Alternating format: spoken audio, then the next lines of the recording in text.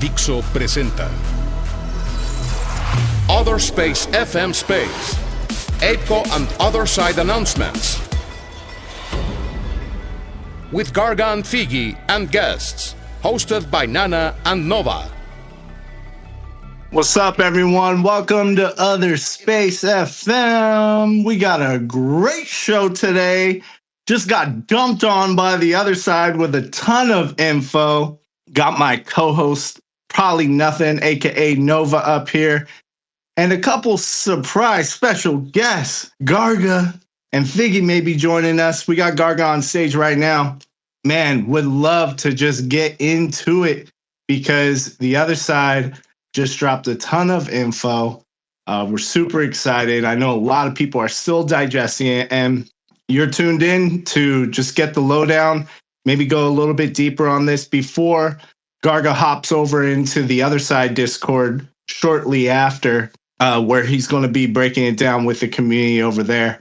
And then jumping into Coffee with Captain tomorrow morning. But Garga Nova, how are you today?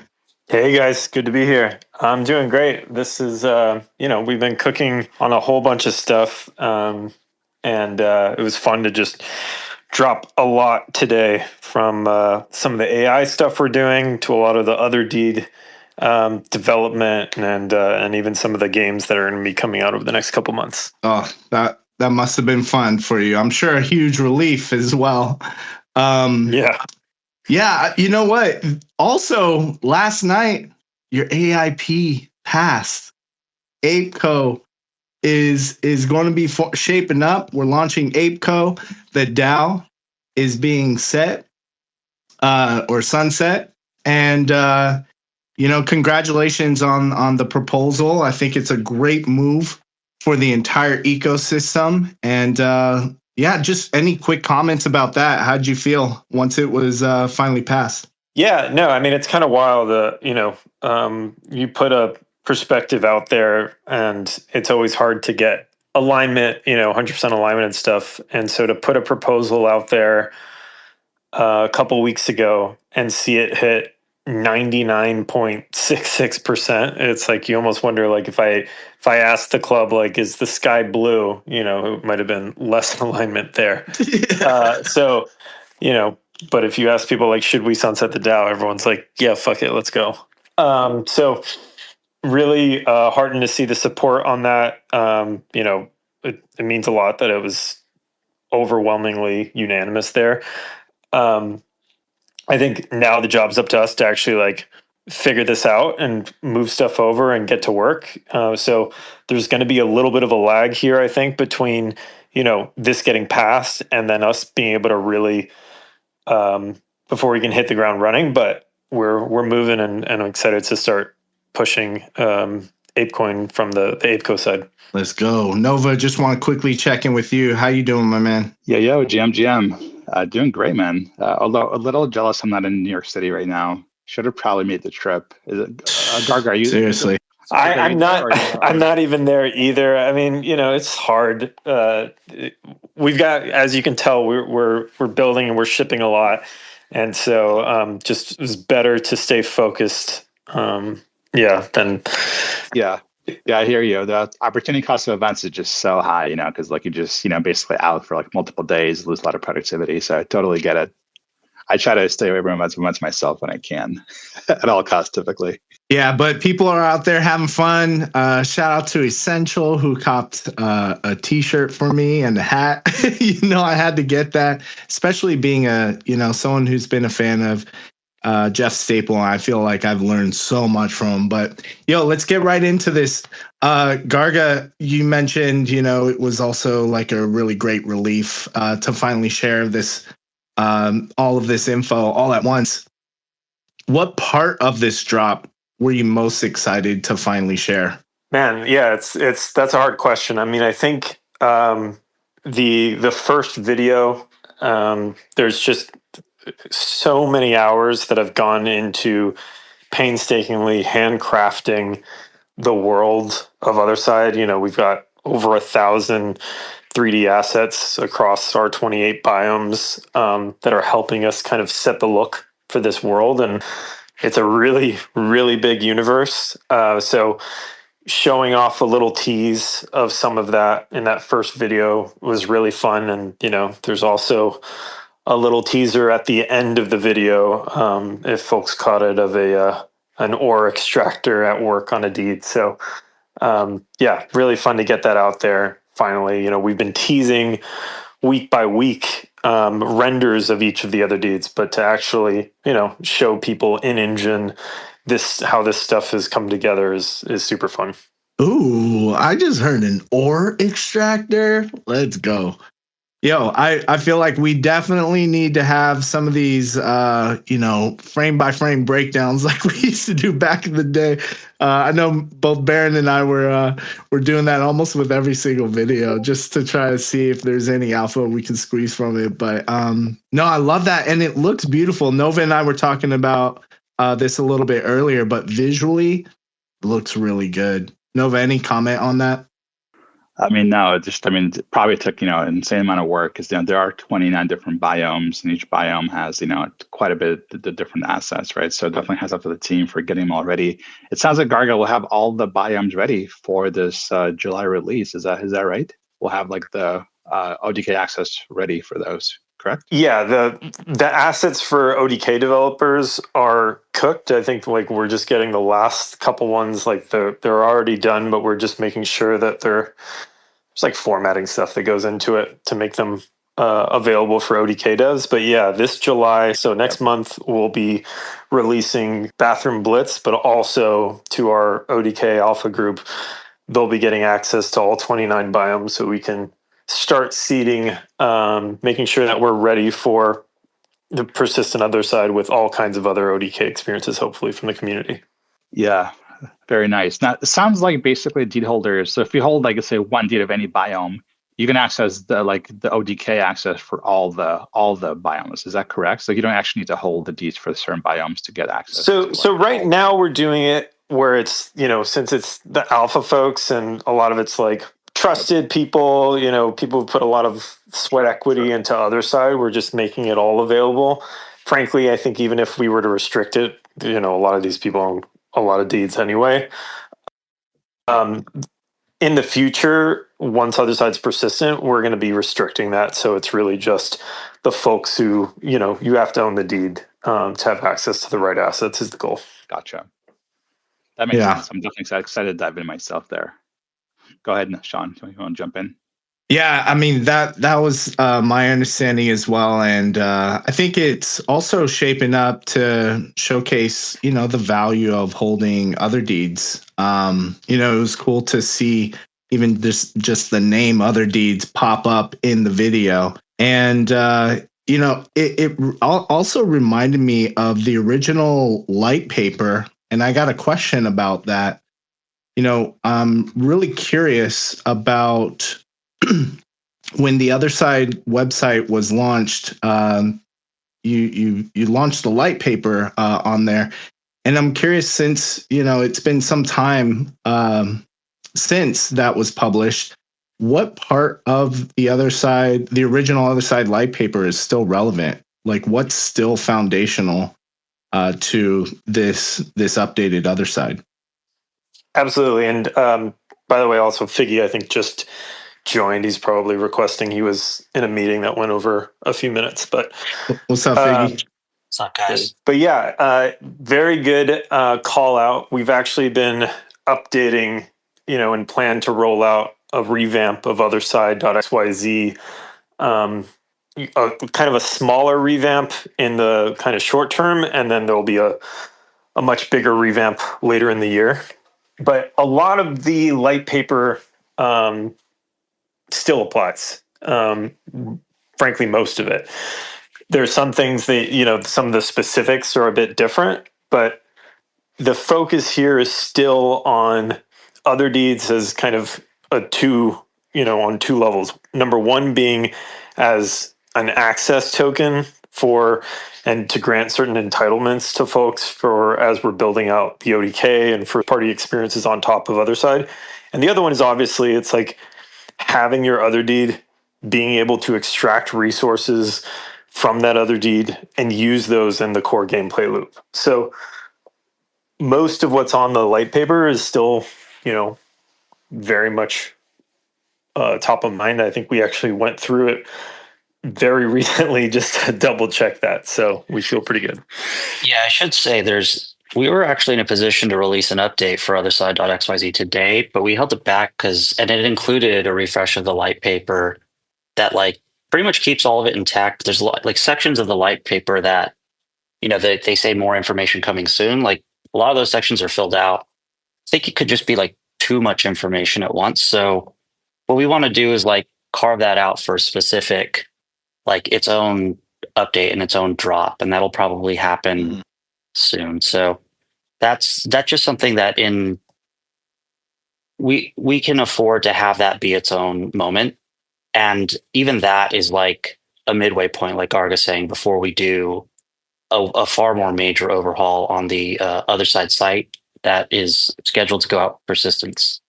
That's really great to hear. The Otherside light paper, I think for many of us who were really just invested with their time and energy with Otherside, took this light paper as something where it's more than just the game. This is a creator platform, and there are some aligned principles to build for and by the community, and what that means, and what does genuine ownership and interoperability look like, which are really things and ideas that have influenced the way we've created the tools over the last few years, including things like Otherpage.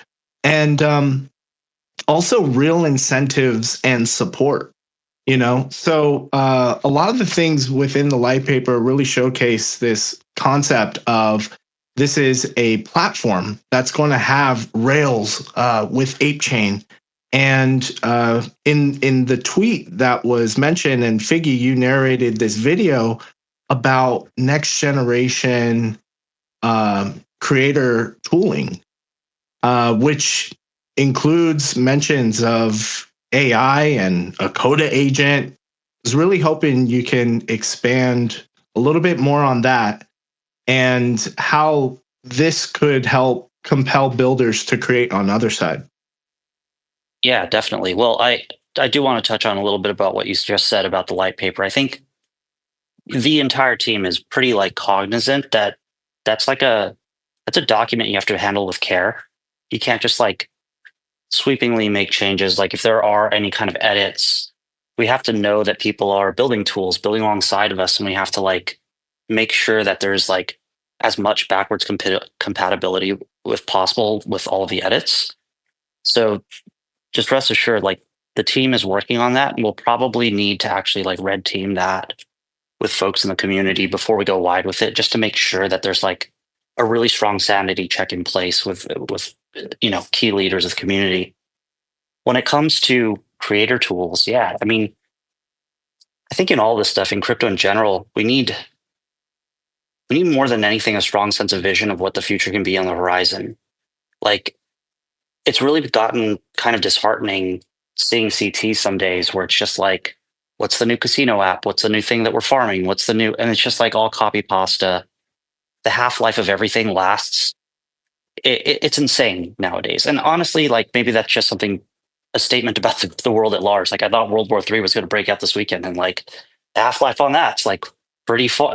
That we have moved on, right? But I do think for us to be able to coordinate as a group, as a community, as a company, and as a product, we need to have clear North Stars on the horizon. That's I believe that the world will operate like that. And, I think about when Elon first started talking about, self-driving cars, it was that sounds made up. That sounds like science fiction, right? And oh yeah, they're not only are they going to be self-driving cars, but they're not going to need LiDAR. They're going to use computer vision. It's what are you smoking? That's never going to happen. And now you're seeing this very interesting thing years later between Waymo and Robotaxi. And I think Robotaxi might actually be right, because AI did advance and it caught up so fast to all of the really expensive, tooling that's LiDAR and all this other stuff. And so a Waymo car is $150 grand, a Robotaxi is $30 grand, and they win in the long run. And I think whenever we look at AI, it's like, it's obvious, man. It's like, if you are not building this into your product or considering it, you are probably doing yourself a disservice, right? Like, not everything needs AI, but certainly things that have creator tools do. And so what's our vision for that with Otherside? And that's why we put effort into that video and those mock-ups. And like, people tag me all the time on stuff on Twitter. Like, they say, oh, okay, like, why don't you build like a vibe coding thing? And I'm like, no shit, Sherlock. Like, of course we should do that. But like, do you have a demo of it? Like, does anybody here have a demo of that working? Because we have been working on that for a very long time. We've been working on that for months and months and months, and it is hard. I remember when all the AI 16Z stuff was happening and virtual stuff was happening. This idea that everybody can tokenize an agent and just be talking to an agent, the performance of the agent, it's going to cure cancer, it's going to do all this stuff, and you're going to be able to trade the token. And that's what's going to be used to fund the research. I actually really like that narrative. But in practice, anybody who went into AI 16Z, into the docs, we get stuck. Like, and nobody was being honest about that. Like, you would go into, you could set up a Telegram bot pretty quick, right? Like, oh, this thing's chatting with me. This thing's talking on Twitter. Do you guys remember? Like, I was, again, talking about Half-Life. I was only 5 months ago when everybody was like deploying their Twitter bots and there was a token attached to it. Oh, yeah. But like, it was cul-de-sacs. Like, it was a bunch of developers on their MacBook Pros, which is nothing wrong with that. But like, we look at that from an Otherside perspective and we're like, cool, we want to put this on like a Linux Docker. Oh, can't do that. Doesn't exist yet. The idea of it exists, but like the actual code to do that doesn't exist. So we can't scale this thing. And like, these plays require multi-month focus, require you to put your head down and ignore the noise. Because I actually believe that, you know, I think we would be naive to say, oh yeah, you're just going to like vibe code an entire Otherside experience like in 2 months from now. Like, I don't think that that's the long-term vision. I think like, if you're looking at the rate that AI is coming out and how instead of just being purely prompt-based, you can make it this kind of environmental interaction. I do believe that the advancements in AI are happening so fast that if you think about it in phases, creating an environment, say there's a Laker game on, oh shit, I want my like whole environment to be like Laker themed. I want you to take, you know, all the luster assets and draw number 24 in the sky. And like, you shouldn't need to know Unreal like Engine to do that. Like, you should just be able to type that in and the environment can be created. And now you could start a bubble. We could be doing these spaces in there. Like, somebody in the background could be just like changing the environment while we're in a spaces, in a bubble. That, I think, is like a really realistic target to hit. And then more things come into focus, like these kind of like, okay, now I can actually like stand up gaming models. Aside from that, like, even without the full 3D, we have a lot of browser-based stuff where you can actually pull in vibe-coded stuff. But it was really important for us to get this out there. I know that I'm going on kind of a TED Talk tirade thing, but like, I think it's important in the space for us as a community to align on long-term targets. And if you believe that creators are going to be able to like not have to be super technical, and that the things that Garga's talking about with like Dota came from Warcraft 3, we think that the next thing is going to come from something like Otherside. Well, we have to be able to make building and creating content in those tools easier. And that's what we believe. That's why we put that demo out there. That's why we've been working on this path for a really long time. Yeah, that makes total sense. And like you did mention, and I guess in your video, the Coda agent. Is Coda agent essentially like your kind of AI assistant in Otherside? Like, or are you able to kind of elaborate on that a little bit, or not really? Yeah, so that, I mean, you're able to see, like, we even showed you kind of under the hood. And by the way, like, by putting this out there, we're kind of like peeling back the curtain a lot just to show you, like, no, this stuff is like really real. This is not faked, right? Like, we have blueprints that unwrap and wrap your prompts and helper functions that help to translate them, because we think that that's actually an important part of the user experience that gives you context, right? And so whenever we talk about the agentic aspect of the platform, it's always just trying to like extend your own utility to be able to do things that you weren't able to do before. And that's the context that you should be thinking about when it comes to like agentic interaction with Otherside. Speaking of extending utility for agents, Figge, in your personal post, you mentioned how important this intersection of blockchain and AI is, and that is a very important narrative. How do you see these agents really unlocking things within the other side besides world building, but maybe playing into ownership and, ape chain use cases?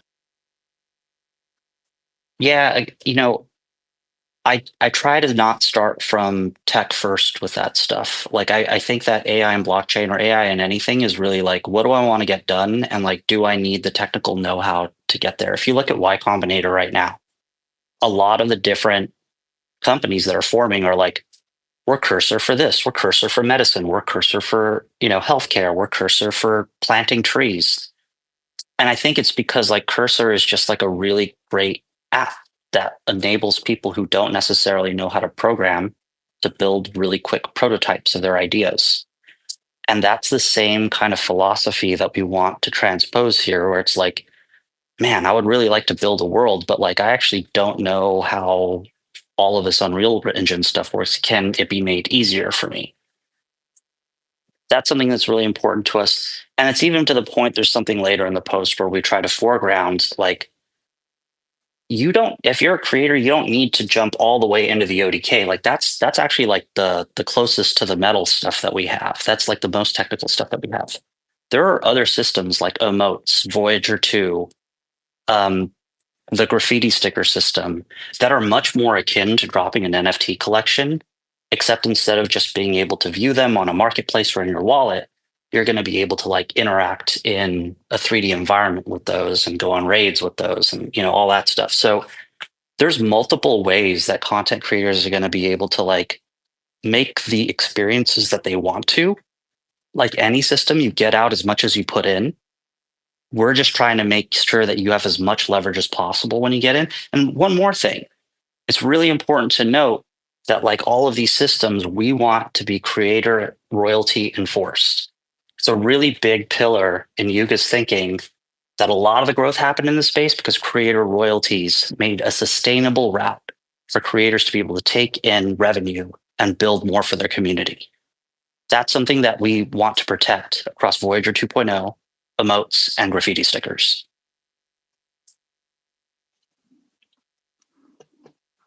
That's awesome. Yeah, definitely great to hear that. I definitely have a follow-up about the the graffiti stickers. So obviously, it sounds like based on what you said there, people will be able to essentially sell not just 3D assets, but also like graffiti stickers, emotes, and so on in the other side. Will these be sold on the Gore marketplace? Will be the actual marketplace where these are transacted? So a lot of this stuff is on chain. There's different ways that that's going to be able to happen, and we'll release like product flows that you can do it. But okay, so here's another thing to think about. The idea of you being in this kind of like video game engine environment, doing some sort of action like get a quest, and then getting an achievement like a badge from that quest. That flow is not new. Like that flow exists in video games specifically for forever, right? Like, oh, you beat a dungeon, you get a key, you can move on. What's different about Otherside, and the reason why it's more of like a meta layer, it's a meta RPG, is like a lot of these items you didn't necessarily acquire in the platform. If you have a Bored Ape, if you have a Coda, like a lot of these things were acquired years ago. And Otherside is the only platform, because it's built on the blockchain, it's the only platform that actually acknowledges items that you were able to get well before like launch of the persistent state, right? And so we have to take into account that you may want to do a launchpad mint within Otherside, but also there are blockchain assets that were launched 6 months ago, 2 years ago, that are also going to be in the system and that are going to need to have a way to get incorporated and brought in. So I guess that's to say like there's launchpad capabilities, and then there's also like inclusion because it's been created earlier, even outside of the context of the platform. Yep, and that definitely makes a lot of sense.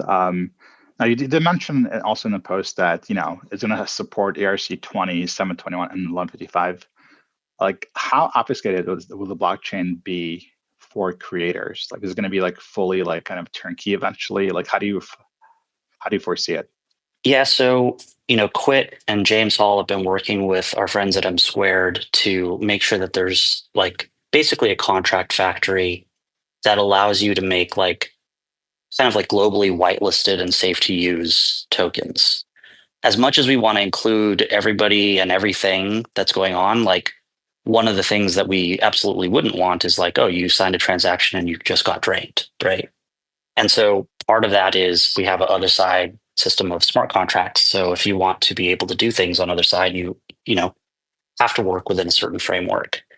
For the end user, I think a lot of this stuff should be frankly obfuscated, but then like there should be level of transparency for various levels of expertise. The reason why like you should be able to have ERC20s, and we're really promoting token standards around ERC20s because I think that they have the widest distribution. Like with an ERC20, that is the format that you can actually use to get listed on various exchanges, right? And so you want a really wide potential for distribution. But for storytelling purposes, you might want to use a 721 or 1155. I don't know that newcomers in the space are really going to like crypto newcomers, like day one, that they're going to, I think those numbers are really like scary. Like ERC20, 1155, 721. We can say that here because we've kind of like been here for a bit, but I think we want to make it really simple for users to understand. If you pick something up and it's in your wallet, you actually got it. And if they want that level of detail, they should just be able to look on ApeScan and see it. Yeah, I think that's an important point, which is, for a regular Web 2 oriented user, the experience is much more kind of like, cool, you open up your inventory, your profile, as you would be accustomed to do in any game. It just so happens that when you click on an item and you're getting a little more detail, there's also the field there where you can be like, yeah, check that shit out on ApeScan and see how it's actually on chain.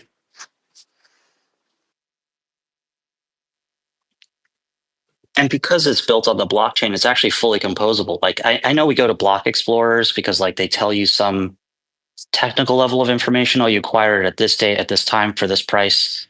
But honestly, like a page like Other Page, because we're using blockchain, can show that in a more user-friendly format with a graphical interface that might be more relevant to most normal users, right? So that's kind of the philosophy behind like as many primitives as possible on chain, as few as possible in any kind of closed database. Yeah, that's definitely great to hear. I mean, building a metaverse on Rails, on crypto is definitely no easy feat. I'm definitely glad to hear you guys are doing that. I do want to make sure gears a bit and go back to a couple other things that you mentioned in your post. The first being Bathroom Blitz, right? I'm definitely excited to play that. Dropping in July, it sounds like, so pretty soon here, maybe potentially like a couple weeks out here, right? What's the max lobby size in Bathroom Blitz? It's like 8 versus 8. Is that correct, or like 16 versus 16? Like, what do you foresee the max lobby size being there? Yeah, so the core game is 8 versus 8, but the lobby. So there's going to be actually like I don't know how much we want to give away about this because the experience itself is fun, but there is going to be some sort of a lobby before matchmaking, and then when you do the match, there's 8-on-8 playing. We can have that is configurable number, so we can have more people in there potentially. But that's part of why we list this as like, hey, we want to actually see what happens when we release this out there. How do we fine tune it? And it's going to be live for a few weeks, so we'll be able to like do experiments and change things up and see if people like things more or less based off of like those tweaks. Yeah. And personally, like I do prefer like FPS games with smaller scale. I think like probably Dragon was a little too chaotic for me. So I think this one will probably be a lot more in line with like typical FPS mechanics. Will this be accessible pixel streaming as well, or just a client, the downloadable client? We have pixel streaming support. I mean, the thing is like it's always going to be superior if you download the client. right? Like the graphics are going to be like what happens with pixel streaming is there's like a computer and a data somewhere that like just has to like compress that image and send it over to you. So there's like compression on compression. And then we hear things like, oh, wow, like the graphics could be more crisp. And it's like, yeah, duh. Like maybe you should download the client, you know? So like we will have pixel streaming capability. I honestly think pixel streaming is great for the platform to be able to like onboard people quickly. I don't think it's like the best long-term experience for people, just because you do trade off that graphic quality. And I think so much of Otherside is like about how vibrant it is that I would really encourage users to like download the client. Yeah. I remember when I spoke to Herman a while back, he basically said like, pixel streaming is great for things like user acquisition and, like premium events where people are already paying money to get in there. But it's not really sustainable, forever, because obviously there's a pretty big cost there, right? To stream the data to the user. It's like $1 per user per hour, so something along those lines. So it's not, it's not free. And also obviously the graphics are compressed, right? So you don't get the best experience there. Yeah. Oh, go ahead, Figge. Sorry. No, I was just closing that up. Yeah, that's exactly right. It definitely looks better. I was really excited to see the Mac client become available for Project Dragon, and it was just running way more smooth. But sometimes I definitely appreciate when the pixel streaming is available. So yeah, just accessibility in general. Speaking of Bathroom Blitz, in the pinned tweet, it says Bathroom Blitz 8v8 deathmatch. It also mentions Voyager XP. And was curious if you can expand on that, because it says this activation starts accumulating Voyager XP, and retroactive XP for prior engagement will roll out ahead of launching the persistent state. Can you shed any light on Voyager XP and why that exists? I can take that one if Garga doesn't want to take it. So look, in crypto, I think that there's a long history of making sure that platforms keep track of who their users are. And I think part of that is it's the unfair advantage that crypto is able to get, because it gives you an edge when it comes to user acquisition. Like people are incentivized to be a part of the process and participate. So that's definitely an axis that we want to keep track of. And I think that's all I really should say about that right now. In general. Yeah. Totally fair. Yeah, it's exciting. Voyager XP, and then also you're kind of pointing out that there's some sort of retroactive XP as well. So I think it ties into just incentives, right? Even in the light paper, it was talking about builder incentives and how important this is when you're co-building with the community. So look forward to seeing that roll out, starting with Bathroom Blitz. Also, with the time that we have left, I want to start using maybe the last 15 minutes or so to just anyone who wants to request up should be able to join up. And feel free to request up. But Nova, was there anything you wanted to kind of ask about as it related to kind of developers and builders? Yeah, I mean, obviously, right now we are doing like the ODK private beta, right? Which we are part of, and definitely, are pleased to be there. I am curious, Figge or Garga, like how soon do you think you can open up ODK access more broadly to the broader community? Like, are we thinking like months out, or like later this year, or early next year? Like, what do you think will be the actual We're not rollout? like incredible. So, because it's an ODK alpha, and by the way, there's a bigger update coming. We're switching it over to Unreal 5.5. We're releasing almost 1,000 assets that are coming out like next month as part of content kits. They start to roll out, and that's basically like a kit of parts for every biome. So, depending on what you're going to do. Sorry, one second. Okay. Sorry, I'm dipping in and out of a meeting to do the spaces. Yeah, no worries. Yeah, what were we talking about? Oh, sorry. I was asking you. Oh, the ODK. So we're not really like super restrictive on, as long as there's some level of alignment with the potential builder who wants to build something that like, Yeah. look, we're giving you like the raw tools. This is in a raw format. The UI and the UX is not, that's the kind of thing that we'll dial in like as we get closer. What we're trying to do is stress test the initial publishing loop. And as long as you want to like opt into that and you understand like, there are gonna be bugs because like this is in the alpha, we'll give you access to that. Like we are open to that. And I think that's really like, maybe that's a misconception here is that like there's like some sort of gating going on. There's basically like you have to accept that you're building alongside of us. So it's not like a fully publicly consumable product yet, but we're open to your feedback, and you will get a head start at looking at having first look at some of this stuff. So yeah, that's the update on like ODK things. Okay. So if someone wants access, let's say, tomorrow or, like sometime soon, like what's the process for that? To just like reach out to somebody at reach out to PM. Reach out to PM. Yeah. We can help you. Okay. Awesome. As far as like community build experiences, obviously, we are publishing Bathroom Blitz pretty soon here. What does the process look like for publishing for community build experience and Otherside? Can you walk us through a high level? Like, let's say I wanted to build something and publish it in Otherside. Like, what does that from end to finish look like for a builder to actually get his experience live? Yeah, there's a couple different tiers for it. So if you have a group like Command Line, which is led by Von Doom, put some respect on his name. He's an OG. He's amazing. So like we know that he has a team that is very buttoned up and good at putting out experiences, right?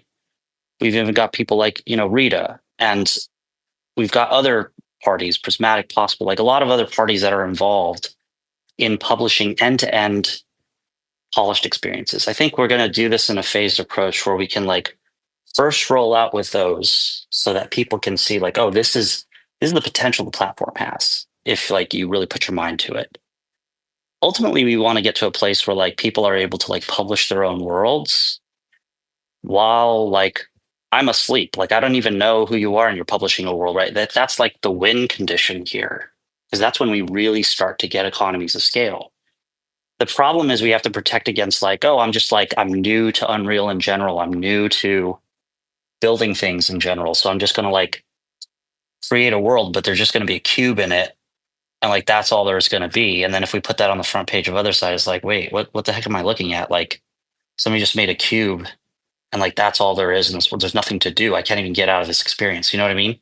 So we have to like probably first, for the sake of the platform, put the more like end-to-end thought out experiences up, and then kind of like open it up to experiences that like are at least somewhat considered before we totally go and let the floodgates open. We're like, yeah, if you want to just put like a plane and a cube and like a tree in your world and that's it, like knock yourself out, like that's what you have the freedom to do whatever you want. So that's kind of the pattern that we're thinking about. Our goal from a product perspective is to have you be able to go into these ODK experiences either through a menu or to be able to like jump in through like a world gateway. So if, like you could pull up a menu and you can see them kind of like as a Netflix experiences, like okay, here's Bathroom Blitz, here's Otherside Outbreak. They're buttons that you can click on. Or you might be able to like find a secret cave entrance to like a underground coda layer. And as you walk into that, you discover like that's the front entrance to like Otherside Outbreak, for instance. And there may be some level of discoverability there, depending on like the mainline story that we want to balance. So there's like multiple ways to get in, but a lot of this stuff we have to approach in kind of phases, right? Yep, makes a lot of sense to me. Sean, I want to jump in here. Sorry, I'm mute for a second there. No, yeah, really excited. And, obviously Otherside Outbreak was just kind of announced as the second persistent experience, and already teasing some of the visuals with that and how someone might approach it.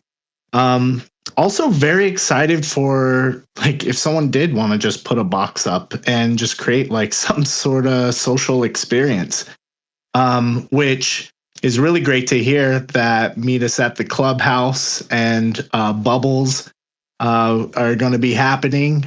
So we'll have some more social experiences, but besides taking in all the feedback of, and increasing the bubbles from 100 to like 500 people now in a single bubble, you mentioned deep linking to external platforms. Could you share a little bit more about that? I can share about that, and then I actually have to. Somebody's waving me off screen, so I got to get back into this meeting. So maybe Garga can take over. But basically, deep Cool. linking is this idea. So one of the best on ramps that we could have right now is like these Twitter Spaces. Honestly, like if somebody was streaming a bubble right here, that'd be great. Now, how do we get them to join the bubble? It would be great if we had a link in like pinned to this tweet where you could jump in and join the bubble with us. That's deep linking. So it's just this ability for people to like jump in directly into that experience. But we are also like working on other improvements, and these are all incremental too, right? Like we are looking at stream keys. We're looking at ways for people to be able to get what they're seeing in Otherside out into other external platforms, because those are good top of funnel things to bring in more people. Oh yeah. Thank you, Figge. Okay, and I got to bounce. Yep, Sorry. really appreciate you. Cool. Great. We'll talk, wrap guys. this up. Yeah, thank you, Figge. Appreciate you. And Garga, I think we can wrap this conversation up within the next 15 minutes. And if you have some time, maybe we can invite some people from the community to come up. I know we have Coco up here, but Garga, what do you think? Yeah, let's do it. I'm around. Sweet. Coco, welcome, man. What's up, guys? Dude, I was just checking out the tweet from the other side, and I was looking at all the cool stuff. When I saw them running around grabbing the ERCs and like it was saying that it was going in the wallet, that was like Fiesta going off in my head. When I saw that, I was like, this is like the coolest thing I've ever seen. Yeah, so I guess my question is really around that.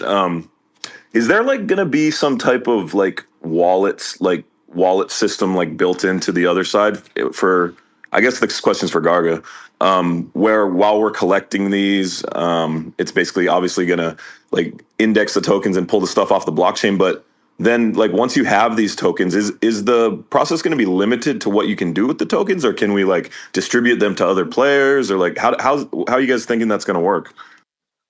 Yeah, so this is all built into your Yuga ID now glyph. So if you played Project Dragon, you set up a Yuga ID, you've got a glyph account. Don't worry about it. And what that means is same process. You're logging into Otherside by connecting. You'll have your Twitter connected or whatever it is. You've got a self-custodial wallet via Privy.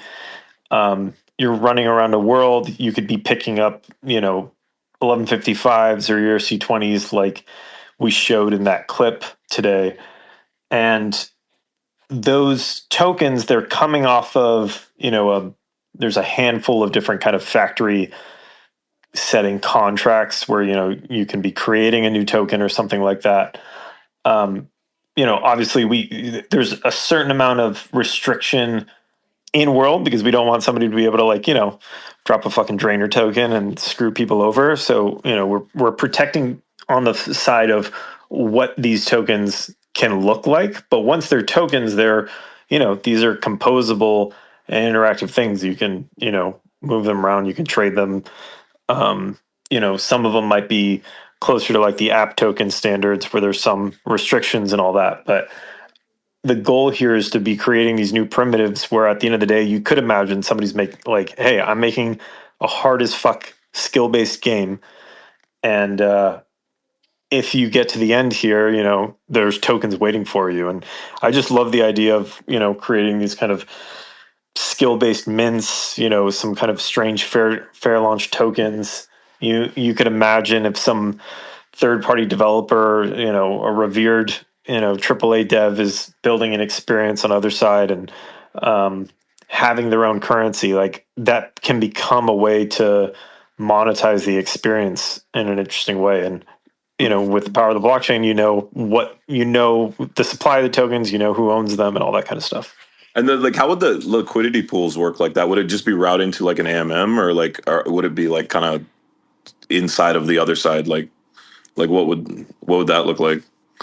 Yeah, that's where my technical. I don't want to say something wrong about like I'm a fucking ape. I don't know as much about AMMs and stuff like that. Well, it's probably okay. I'll probably ask Quit. I'll see what he's thinking. Yeah, for sure. Yeah. Okay.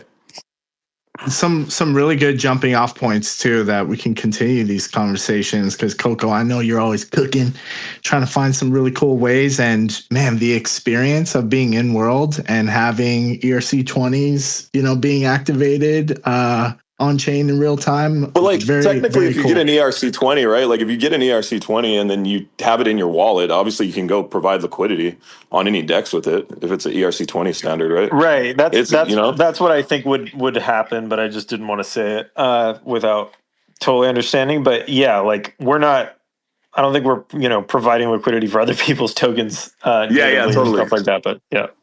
But then, like, I see that as a way, like, because, like, obviously, you guys know I'm crazy into meme coins and stuff, right? So, like, one of the biggest things about tokens is the attention economy, right? So, like, this is just another vector of where people can bring attention, or whatever the project is, it can get more eyes on said token, right? Like, that's really the only thing that makes these things go up.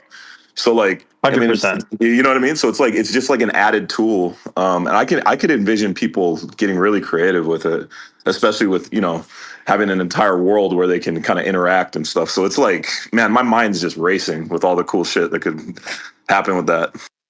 Yeah, that's a core part of our North Star here, is like, how can we expose more and more surface area for people to get to monetize and get creative with tokens. So whether that's your token gating experiences that you're creating with, to existing NFT communities or ERC20 communities, finding new ways to kind of airdrop or grant tokens to people from within 3D worlds, monetizing across wearables, monetizing across stickers and emotes and graffiti stuff, a lot of the same things that we've seen that are key to economies on, Web2 games like Counter-Strike, where it's skins and that kind of thing. Like we want to expose all of those capabilities to the blockchain and see where people take them. And obviously we're going to have our own, special things that we're cooking up, but the whole North Star here is we're opening up the surface area for people to get creative themselves. When I look at the most successful games out there, League of Legends and some of these limited edition world skins that they launch each year, I imagine a scenario where yeah, sure, you might be creating, limited edition things or exposing, those entitlements to codas or Bored Apes or other deed holders, that kind of thing. But the idea that somebody could, I think about, man, I love League of Legends. I played a lot of Ezreal, let's say. Imagine a world where Kaz or Daniel Arsham or somebody like that could be creating an Ezreal skin, listing it up on a marketplace, doing it permissionlessly. They don't need to call Riot. They don't need to call anybody. And they're just making it available and they're getting a perpetual royalty on that thing. I think, it's really powerful. And it's by exposing that kind of functionality that you can get regular people interested again in crypto in a way that's I don't know, just not bullshit. It's not all just a Ponzi. It's more about engaging with fans and having more ownership and disintermediating from publishers and middlemen and that kind of thing. Love it, man. Yeah, let me let's go. This is gonna be crazy, bro. I'm so excited for it. I don't think I've ever been so excited. Let's go, baby. Coco, thank you for bringing that up, and look forward to continuing the conversation, man, because there's so much potential, and I think it's great to be able to capture the energy when people are inspired and get their ideas going out there. So look forward to that. Let's say what's up to Kuzan and then Jay and Mock. But Kuzan, welcome to the stage, man. What's up? Thanks for pulling me up here, Nana. Garga, I just want to say this is some great information here. I think a lot of us have been heavily interested in seeing like tangible information regarding Otherside, because we're all like bullish and we all know that like what the vision is, but we just want to see physically like this type of information as we go, how it expands. But seeing all the assets, everything that you guys have been creating is comforting, knowing that I've been bullish and invested in this for several years now, and seeing that you guys have delivered or are about to deliver all this is incredible. But I just wanted to ask, Figge touched on the bubble link process, how you guys have the link that's going to be accessible. I last week, whenever it was, M Squared tested the iOS app, and it just has me thinking, trying to connect the dots. If someone's on mobile and they're clicking a link for these bubbles, how are they going to access the bubble itself on mobile, for example? Yeah, that's a good question. I mean, we haven't integrated with the iOS app yet. We're staying close to that to see what's possible there. I mean, I think one of the tricky things is like UI often of like, all right, there's certain aspects of the user interface and the user experience that change when you're on mobile. Especially if you're pixel streaming, it's very possible to be, to load in from your phone sometimes. I don't know if that's going to be live for next month's bubble, to be honest. So I don't want to overcommit the team to anything. But especially for the kind of social features, it's really top of mind for us to make sure that there's accessibility across devices. Because, yeah, if you're almost everybody in here is probably listening from their phone, not their computer. I mean, the Twitter spaces you have me to even be able to talk, even though I'm sitting at my computer, I gotta be on my phone. So it's super top of mind for us. And thank you, for the kind words about the release. I mean, this whole past year has been a big reason why I stepped back in as CEO is I felt like we were squandering a massive opportunity with Otherside and kind of not managing it as a product correctly. So it's been a labor of love over the past year to kind of get us to where you're seeing in some of these upcoming releases. So appreciate the support and know it's overdue, but we're really stoked and just happy to have you guys have our back. Thank you, man. I think there's a lot of people that are on the sidelines that are looking at Otherside that now are going to start taking it like 10 times more seriously. So we all appreciate this. Thanks. Thanks, Kuzan. Yo, speaking of, people taking it more serious, we got JB on stage who's been hosting Enter the Meta, which is a really great space. They're really active on Nifty Island and things like that. I want to welcome JB to the stage. What's up, man? Hey, Nana, thanks again for this and Nova as well. Congrats on the announcement, Garga. I was a bit surprised that you guys weren't going to delay it even further with all the DAO stuff going on, and that's also amazing news, not just for folks in the ape chain space, but I think for people maybe not in the ape chain space to see that being cleaned up and refocused. I think it's going to be a big draw long term for sure. So kudos, guys. I know it's not easy. So the two questions I have are kind of on the experiences that are going to go live in July. So I mean the first one's going to be on that, then on Jay, another one. Could you stick it to one just because we got 5 minutes left with Garga, and I want to try and get through some other questions too. Thanks, bro. Okay, sure. Yeah, so I'll ask the second one then. So for existing IPs, like how do you guys envision people joining this? Would you see, like, let's say Mars Cats or even folks on Ape Chain, like G's, building an experience? Is that how they kind of plug in? They build in an experience, or would you see them all, like, is there also maybe a potential of just plugging into an existing experience that's going to be laid out and made public? And then for new IPs, the same kind of question, right? Like, we're working with people to bring in some, like, to launch new products, new IPs, and have like an experience to power their, gamify their experience with that new IP being launched. Like, how would you also see something like that going about? For sure. I think there's a variety of different ways. The whole goal here is to try and put a lot of these tools into creators' hands so there can be more flexibility on that front. the command line team really knows what they're doing, but they're a small team of devs and created Bathroom Blitz, and it's super fun. They took a crazy idea that Wiley and I had to like kind of recreate Counter-Strike, kitchen rats and this kind of Honey I Shrunk the Kids size map for into the BOIC bathroom.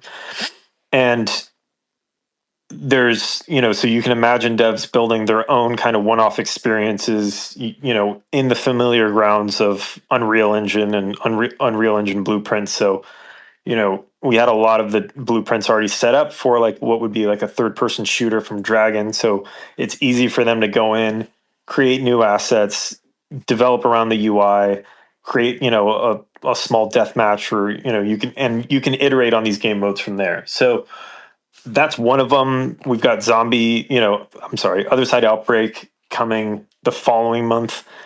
And so you can imagine, cool, if you're a AA or AAA game dev or amateur game dev who knows what they're doing, is familiar with Unreal Engine, you could be building an experience on Otherside.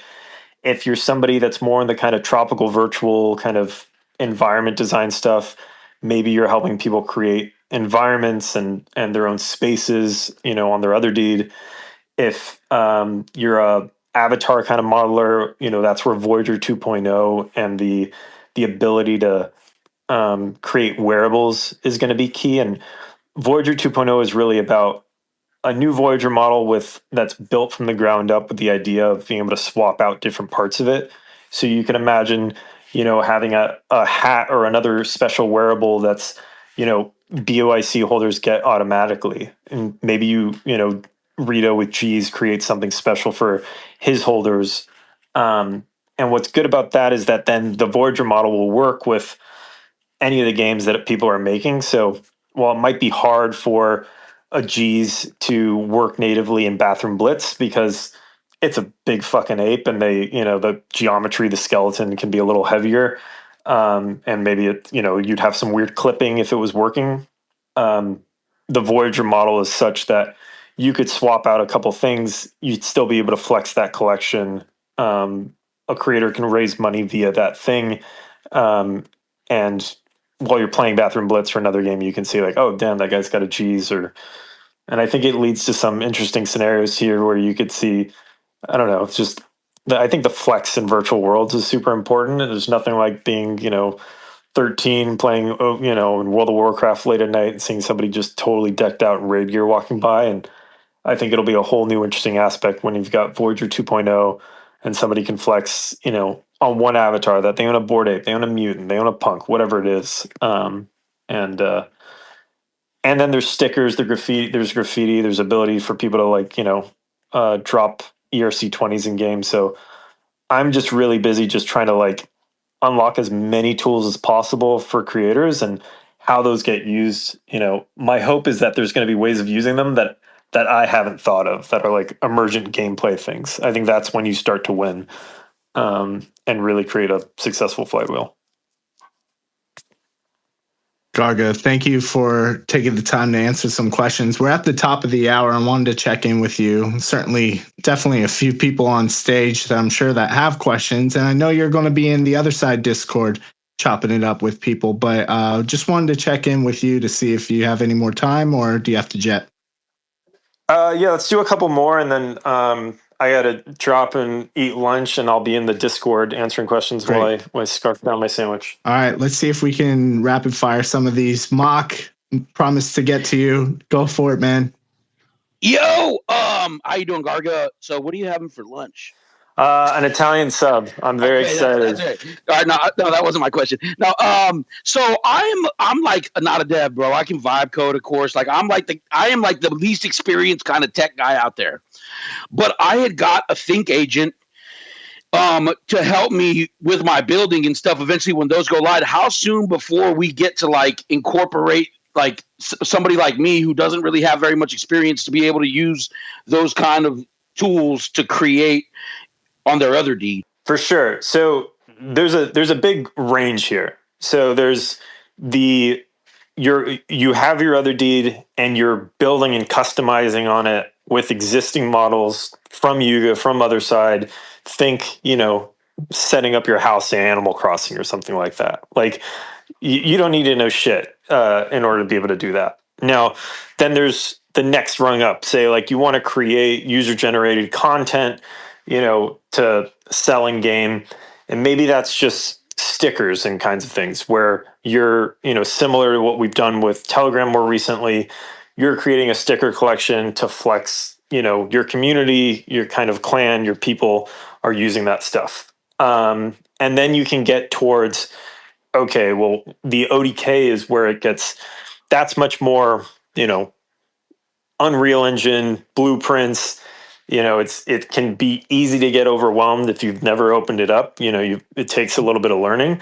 And that's where we're investing in some of these AI, natural language processing stuff that that Figge showed in his video today of, cool, how can we make this a bit less scary for folks, give people an ability to really customize the environment in a way that would be familiar to them, where you're just chatting with an LLM and iterating through a look and a feel and that kind of thing.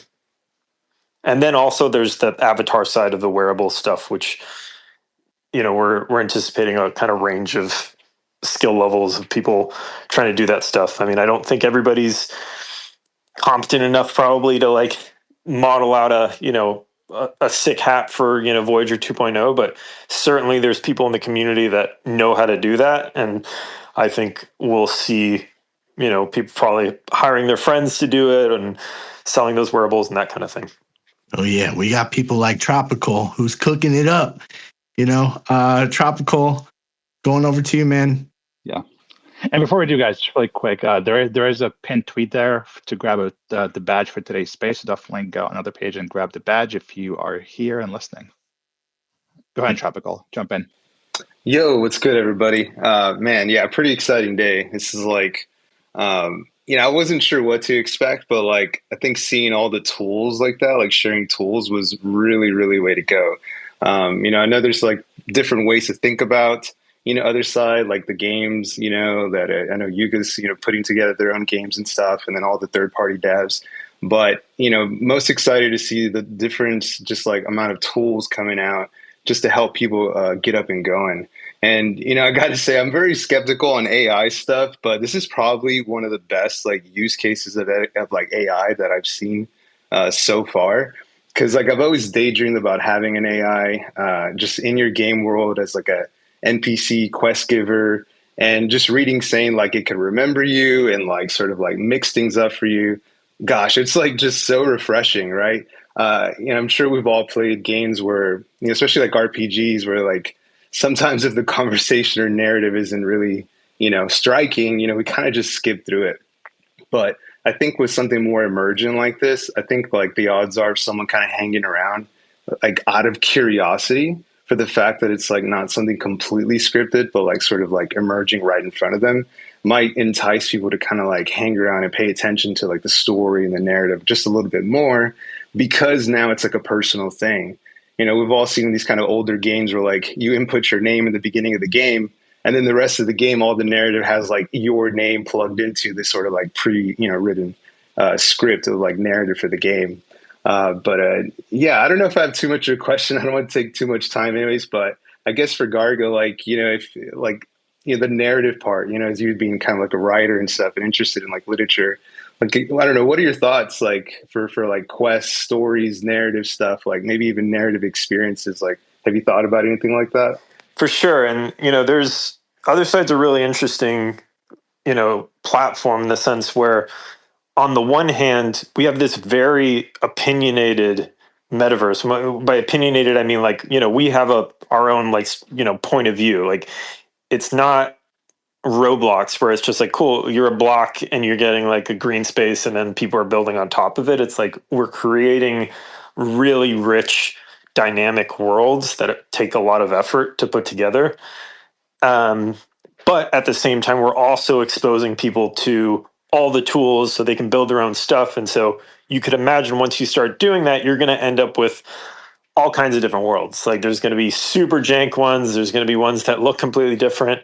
And the same way now where Roblox's tools are so good that like there's some games that, that are like Ninja Legends or whatever that look like what you would expect from Roblox. And then there's other ones that look like you might as well be playing like Counter-Strike 1.6 or Source or something.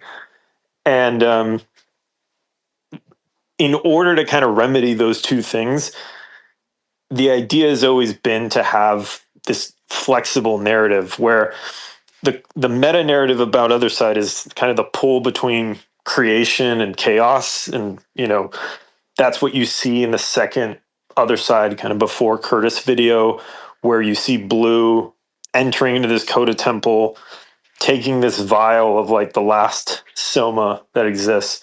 And all of a sudden, these two competing black holes open up and he gets sucked into the swamp. Curtis drinks the potion and off we go. And as we get to closer to persistence here and we show people Nexus, what we're going to be showing people is, and exposing people to, is the meta narrative that we've crafted for Otherside that enables for, it's like we have this Nexus, this place where time and space and physics can get all fucky, and you can jump out of that into different experiences that people are creating while staying true to this kind of, our version of the Force and the Sith, essentially, and allowing some kind of meta progression at the same time. So I don't want to spoil too much, but I think when you're creating a platform like this, like the part of the fun is to create, the story, the drive. I think no matter what, you still need to be thinking about raid bosses. You need to be thinking about having your own kind of core NPCs while enabling other people to kind of go off script and add chaos to it. I think in the same way that Warcraft 3 had their own campaign mode, and then they also opened up their map settings and allowed people to make Dota, like that's been our North Star since day one, is like, how do we have both of those game modes sufficiently covered? Dude, awesome. Yeah, that's awesome. I love that. Yeah, that was definitely really great perspective, considering that's the thing that I really love about Otherside, is really this lore and storyline, that's kind of this narrative that's taking us through, and how we can all kind of become part of it and build off of it and riff off of it. Garga, I know those were like a couple of questions. I know you want to get something to eat and jump into the other side. If I know we didn't get to Baka and Uncle Mac, so apologies. If you guys have something you quickly want to comment as Garga wraps up, feel free to. But I would encourage you to like go ask these questions in the Other Side Discord. There's already, a bunch of Voyagers waiting over there, so we can take that party on over there. But yeah, Baka, Uncle Mac, any quick comments before Garga parts ways? I'm ready to play, man. I'm ready to play. Let's go, baby. Fuck yeah. Uncle Mac. Yeah, it was. It might have taken us over time. I was just going to ask about like centralization, decentralization. I'm here for all the story, the lore, the creator stuff. Love it. But I was just wondering about if you're going to centralize who can create things, and I'm thinking like the ERC20s and 1155s and stuff. How much of like a strong hand are you going to have in that to say we like these people, they can go ahead and create? Because what I'm thinking is, do you want to create an Other Side like pumped up fun, or is that something that you'd try and like warn against? Is my thing there. I think what's important is to have some safety guardrails, obviously. So like there's only certain kinds of tokens that we're going to allow people to create, at least at the start, because we got to make sure that these contracts aren't drainers and all that kind of stuff. And in the core first party worlds that we're developing, that we're running, we need a pretty tight hand on that stuff. But the goal here is, in the same way we might be using those tools to create 721s or 1155s in world, other people, if some third party dev builds their own bathroom blitz and a token economy is part of that thing, like they should be able to do that, and we have no problem with that. So trying to be as decentralized as makes sense with it. Awesome. And then I'd just a personal one. Have you started Dungeon Crawler Cal yet? I read a bit of it actually. Lately though, I've been into I listen to like audiobooks every night going to sleep. So I started the book in hard copy, liked it, downloaded the audiobook, and I just hate the narrator. He sounds so cringe to me. So I'm hoping to get back into the hard copy. I'm reading what is it, Hail Mary right now from the guy who wrote The Martian. That's been really good. Nice. All right. Thank you, Garga. All right. Appreciate you jumping in today. And you'll be able to catch Garga and Figge on Coffee with Captain tomorrow. Thanks, Yo, everybody. Later, Garga. Thanks, Garga. Take care, man.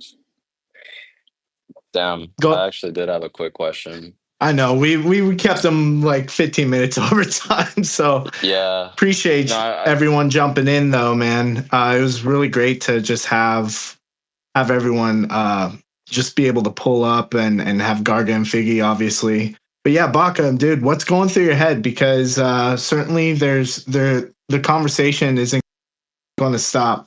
You know, we'll talk about it in here. It's going to be in the other side Discord shortly. They're going to jump in there, and then Figge is going to be jumping on the Grail chat a little bit later today with Crypto Carl or Crazy Carl, and maybe that's you can going to be answer sick, it, bro. I was really just curious on which platforms Bubbles will be compatible with. You know what I mean? Because I saw they wanted to connect it with like other platforms, but they didn't specify. So OV. All right, wait. Repeat that again, dude. Sorry. So you saw the Bubbles, right? How they upgraded it from like now it can hold 200 people or something. Yeah, so like 500. They said 500 concurrent. Okay. Yep.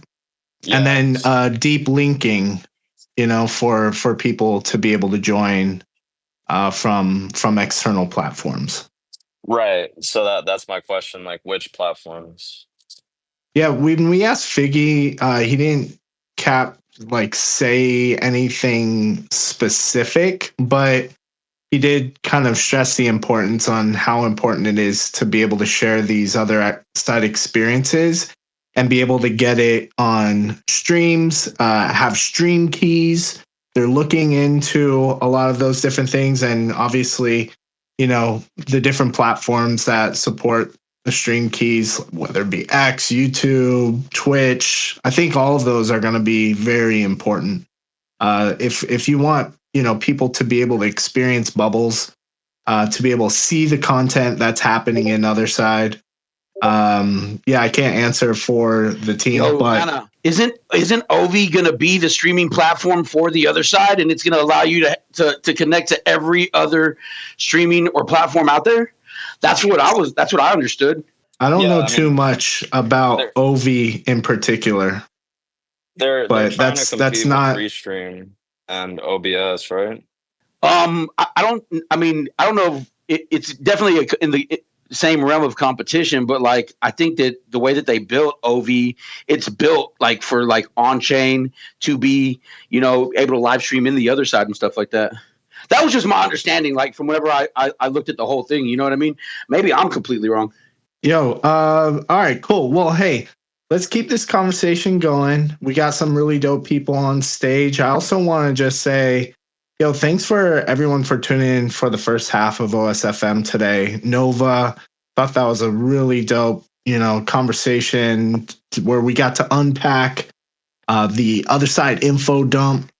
And also, if you haven't already, just like every episode of OSFM for the past few weeks, we've been dropping a badge minted on ApeChain, powered by Otherpage. So make sure to get this really dope badge, man. Man, this render by Cinema / Fun Friday is so fire. I had to make a badge from it. So, what I'm also going to do is Graph Kids, one of the projects that has an upcoming mint on ApeChain. They're asking for whitelists and some accounts for whitelisting on that. And I'm gonna select however many that I get. I'm gonna select them randomly from these badge holders for today's badge. So make sure to claim. It's free. You don't even have to pay gas. Just make sure you're logged in the other page. And then when you go to the badge page, hit claim by code and type in that code, and it should be able to just mint directly to your wallet. Let's say let's go back to Uncle Matt. Thanks. And great job, Nana. Sometimes people forget to say like good job. I always picture Hancock with Will, where he's like, and the police officer, and he's like, good job. So good job on that. Appreciate you guys. But yeah, I was like, it's the bubble thing, and I always think of the bubble thing. And obviously there's a very full crowd of people who all probably kind of work at Yuga in some capacity. And my kind of vision of it, I'm not sure if it's a thing in the works or confirmed or whatever, but I feel like it needs to be its own app as well. Like I think if there's a seamlessness between the two, like we're still on X, and it's been like 5 or 6 years of NFTs and stuff. And I'm like, that's good, and it gives us broader reach, and more people might stumble upon us. But I'm also thinking, if we're in the other side anyway, we're already closed off, having an app version of Bubbles where we can interact with Bubbles that are ongoing in the other side, and then in a separate app as well, like that kind of cuts out the middleman of X, which I think would be really good. And then the seamless kind of transition. You get home from work, you've been in a bubble, on the phone, and then you just jump in and you can follow in quickly and see what's happening there. So something like that would be really cool. If anybody's listening with the power to do that, or if it's already been done, that'd be cool. Yeah, I'm also curious if Bubbles is gonna make things like Obi, like is it competing with Ovi?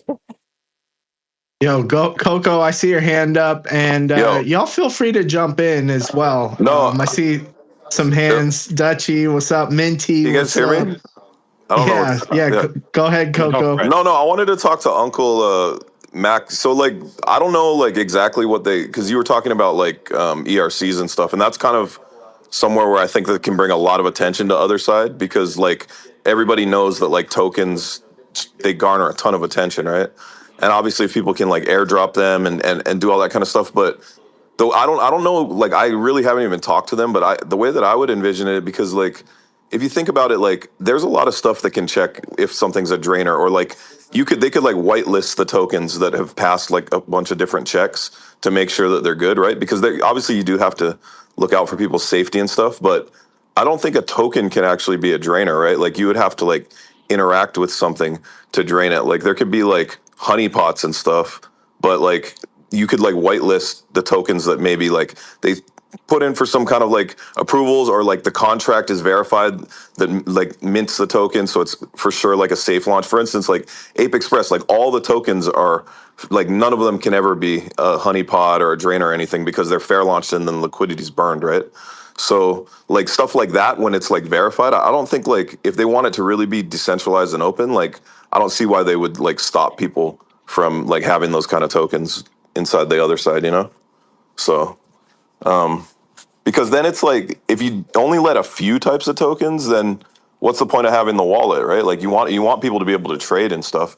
You just got to make sure none of the bad ones get in there. So that's what I would say.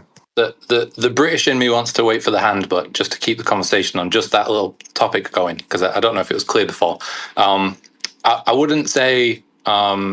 Well, I think it sounds like the beginning of the space, Garga said that James and PP Man have been working on a curated set of contracts for people to launch things from. And that kind of works like Ape Express as well. They've got the contract, you use it, you make the same contract every time for the ERC20. My worry would be the other side would become some sort of pump.fun, where anybody can come in at any time and create a token and launch it. And then the other side is sort of littered with random tokens.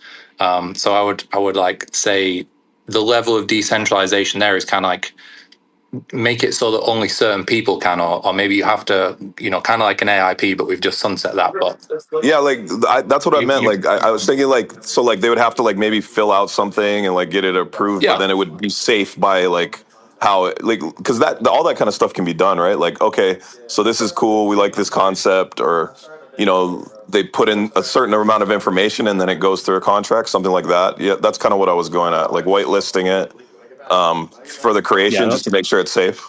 Yeah, there'll definitely be some guardrails to like prevent just anyone to be able to launch whatever they want, because obviously, Otherside's meant for like wider adoption. It's not just meant for as like a token launcher, So there will be for sure some kind of like gating with regards to tokens. Speaking of tokens, Coco, now that you're on stage here, a couple questions for you. Sure. Been seeing this thing called Ape Church being, circulating on X. Kind of curious about Ape Church. Like, what can you tell us? Yeah, so it's basically it's a place for degens to congregate, and it's going to involve social and being able to risk your ape coin, but also multiple different things that you can do. That's all I can say for now. I'll put out a big thread on it soon. Search is good. Will I be able to sacrifice my ape coin to like win more ape coin? Yes. Yeah. At extreme levels. So Bakasa, you can tell. Oh, Bakasa, the platform. What do you think, Baka? Dude, this shit's gonna cook. One alpha access for me, Coco. What the fuck, man? I got you. I was actually wanted you to come and test it. So yeah, I'm excited. Yeah, Coco, it's cool. Me up too, man. I want to put it in the other side. I'm just trying to figure out, I gotta talk to everybody, because like everything's happening so fast. It's like, shit, man. I want to really kind of like stay up with the times and stuff, because I've been working for like past like 4 or 5 months to bring a full on like version of Ape Express with like way more functionality and a lot more cool shit. I'm kind of going away from the pump fund model, but more into like just like really composable, safe, fair launch token model where people have like tons of flexibility to how their coin's going to be, and then a whole bunch of other stuff that's like never been done before. So like there's like a full revamp of Ape Express coming. We've been a little bit quiet, so like we haven't just been sitting around doing nothing. We've been fucking cooking hard on that. So that's like what's coming, and then obviously Ape Church. But I will say those two will work together in some aspects. Yo, I want to say what's up to Baron Von Hustle, Minty Fresh, Dutchy, Squirtle. Yo, just want to welcome you guys to the conversation as well. Feel free to jump in at any point. Dutchy, I see your hand up, so feel free to kick that off. Oh, yeah. I just wanted to address something there that was mentioned about the streaming and if it's a competitor and if it's compatible with certain things. So, I mean, the key here was that he mentioned Stream Key. And so Stream Key can be imported into any OBS, Streamlabs, OV, you name it. Control, Ape Control, like it doesn't really matter. So I wouldn't say it's a competitor. It's just a Stream Key, and I mean, I'm sure there'll be other features as well, but I mean that in itself should tell you a lot. It's like an address. Right. OV's to add to that, I agree 100%, because I think OV is much more about giving composability to the creator to create, the look or, the feel or, the style of delivery. And the broadcast center is, as you said, Stream Key oriented. So it's just like, yeah, I want to go to Twitter with this, or I want to go to, to the bubbles with this. It's just literally another outlet in which to develop an audience and create, I think, really interesting spaces. I'm super excited for this.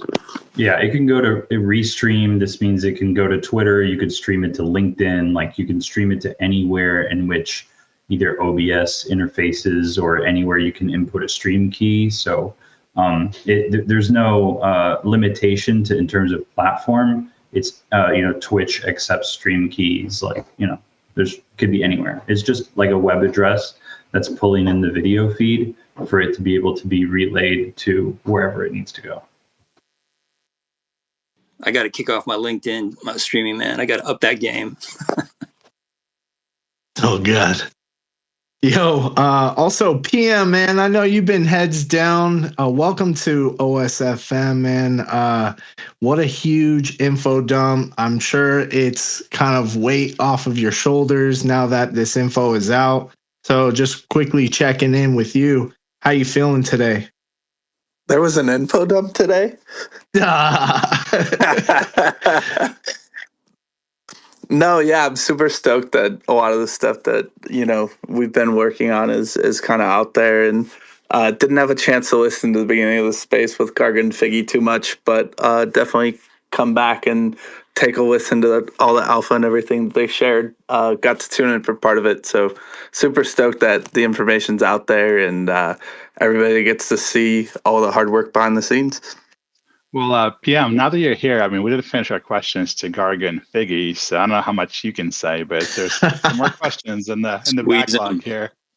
Should we keep squeezing, or are you not allowed to tell us? PM is not Get him, the Nova, guy to get him. squeeze. I would just hold those questions for another time. I don't think I'm going to be able to answer them. So, I could answer them, but I don't know. Fine. We'll be nice. Yeah, man. I mean, you know what? PM and Baron, I feel like you guys came up with this community, man, and now you're, no pun intended, on the other side, really building things.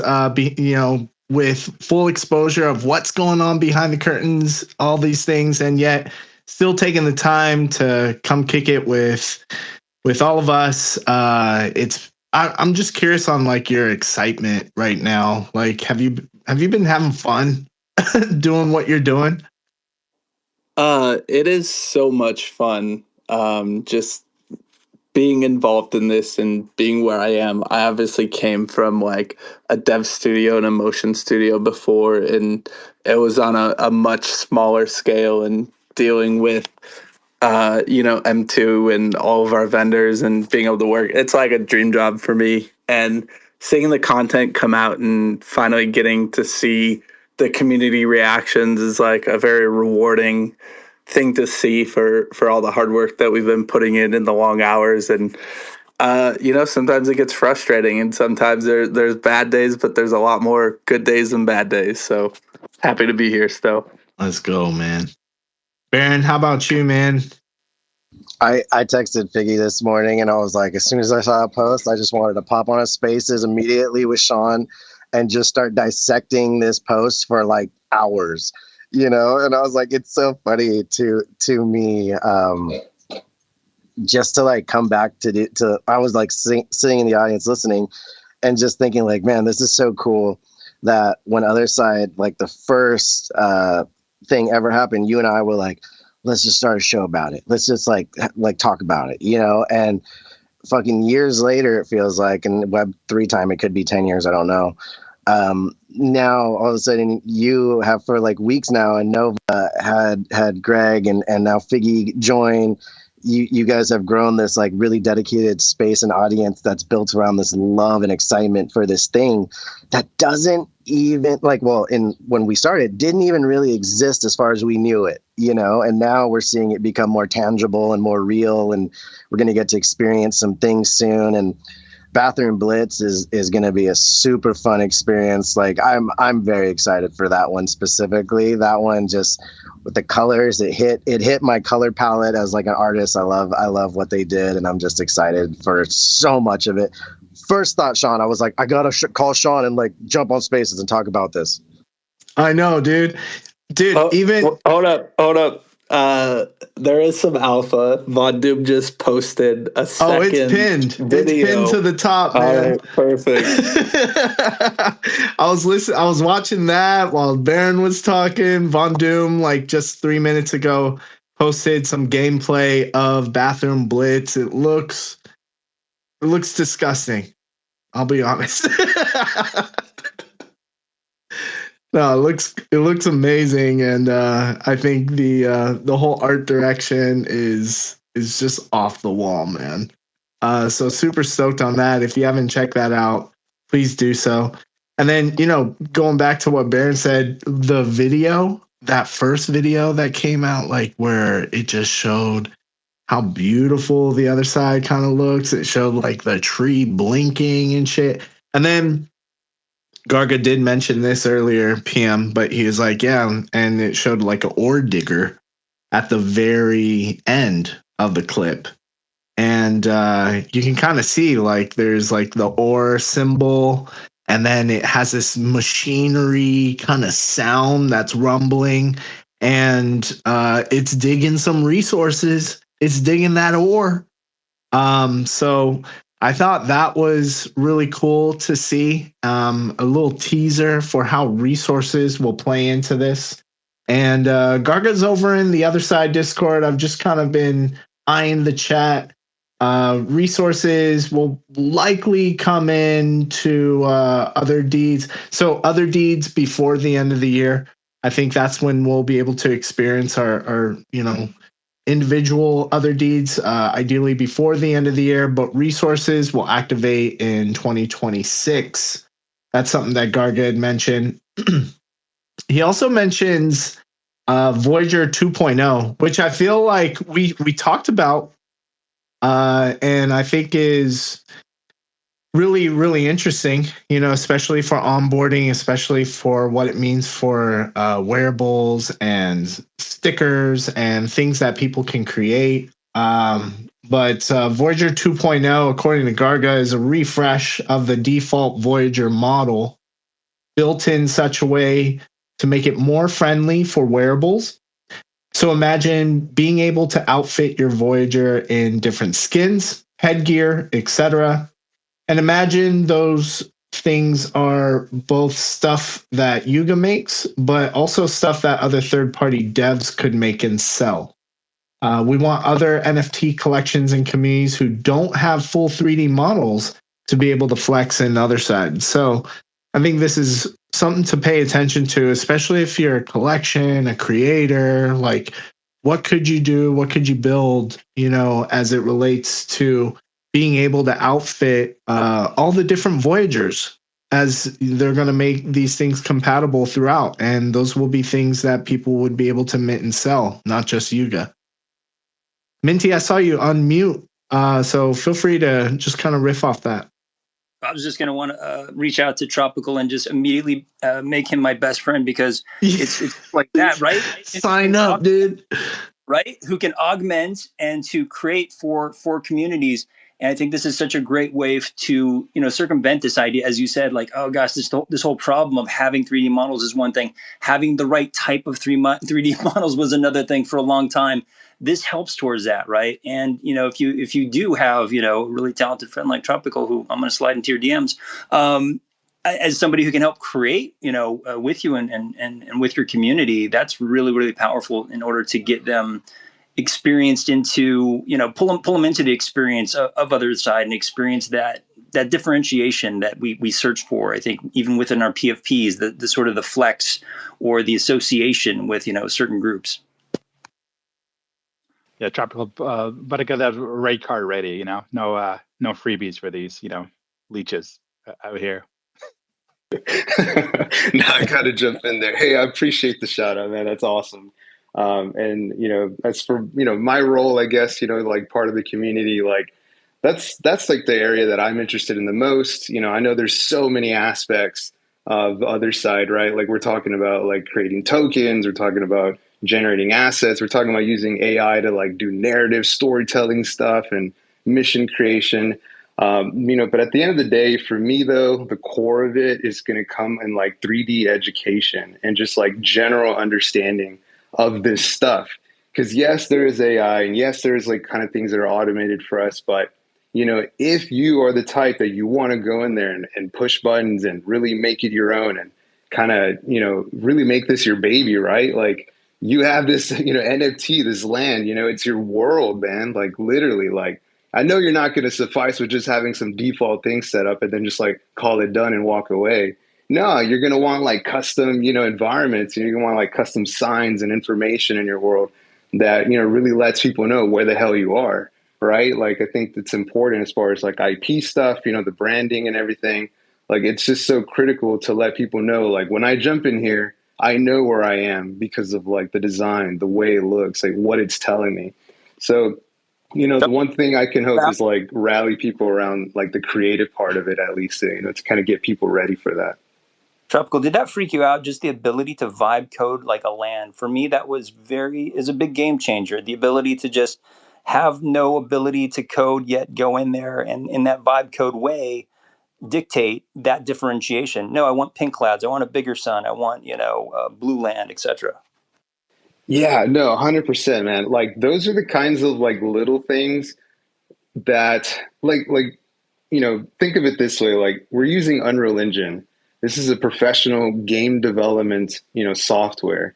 This is like something that is used in big game companies, all the way down to indie devs. But all these people who are working in this space or with this, with the software, they're well educated in what they're doing, right? So, but Unreal is complex because it allows you to really build the world the way you want it to. But because of that, yeah, like making the sky just blue or pink or the ground a certain different color, like you got to create materials, you got to insert, certain setups, you got to have a skybox and then, a daylight in there. Like you have to drop quite a bit of things just to make a scratch world. But right here, you don't have to do any of that in a sense, right? Up to a certain degree, like you could jump in, have this sort of pre-designed world, vibe with this kind of LLM to get the world in that vibe, that mood that you want. And you could kind of stop there and just kind of rely on the built-in tools and stuff. But again, I'm just going to keep stressing it. Once you get it done, with the pre-built stuff, you're going to want to add a little more or a little flair to it, or some variety. But I'll say this though, for like people who are like, nah, I don't want to do that. So I'll just stick with the, preset stuff. That's cool too. There's no problem with that. And if you don't feel like doing it, like this is like, one area that I'm really looking at for all the artists and stuff, or just 3D artists in the space who are, really coming at Otherside from this game dev perspective, is that, man, the amount of work, bro, that's just going to open up for game devs. Like right now we have what's really hot right now is like illustrative artists, Jacopo, like I draw animation. The dude's cooking, like doing art for all kinds of projects, different people like doing like sketches and stuff and concepts for just like having cool visuals of your, Bored Ape and stuff. And someone like that can come in and like work on textures, right? Like they're a 2D artist trying to find a place in a 3D kind of this game world. They could still be so relevant. Like they could use their 2D knowledge to create textures and like texture 3D models and stuff, to help things like be more custom and more specific to your experience. But then, the other 3D artists who are just coming up and stuff, or who have been doing it for a while, suddenly there's a new market, right? There's like people hungry for their worlds to be unique and interesting. And now all of a sudden you have just like a new wave of like designers and creators coming in to fulfill, to like fill those roles. We have plenty of people who are excited to own their deeds and want to have a world on it. So I'm more than sure there's going to be this kind of like friendly competition of like showing up and showing off, like having a really dope world. Well, all these artists and stuff who are hungry on the sidelines for more work and entering a new area, like, we'll have an explosion of like different types of designers coming from not just within the Web3 space, but even the outside. Because since we have Unreal Engine, being utilized here, you can have someone from the outside in the Web2 world who has been doing, game dev pipeline stuff for years. And all of a sudden they have this kind of new exciting area to like express themselves. Then they realize that they can like make their own wallet on their own marketplace, sell their own assets and not have to really answer to anybody. Like, I mean, man, like my head just spinning with like, all the possibilities that artists will all of a sudden have because of this like new area that, it's not really saturated right now. So like, head down, man, get to cooking, because like if you come up with something, it just might stick. Tropical, I do want to plug in that the render pool live stream that you're doing on Ape Control every Tuesday has been awesome. So be sure to tune in to just Tropical's live stream on Ape Control. He's been killing it, showcasing how he goes about designing worlds using Unreal Engine. And it's been, the last episode was like super inspiring. Just like how you think about lighting, how you think about the different tools that you use. So some of the more tactical things, I saw how you're able to create like, to shape the land very differently using the different tools, and why people would do certain things and how that would impact someone's experience. Really dope stuff. So please, if you aren't already, follow Tropical, get tuned in to the render pool. And pretty soon you're gonna have the render pool available on another page, I believe. so people would be able to join that community there, so you can start seeing and just being part of the growing community that Tropical is growing. But I wanted to just kind of circle back to anyone who had like reflections, thoughts on the info drop, as well as the discussion we had earlier.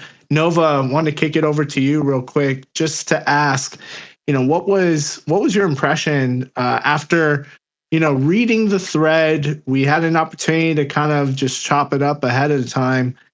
Just going through all the different things, what we can potentially dig deeper into, and then having Garga and Figge offer their time to share even more insight.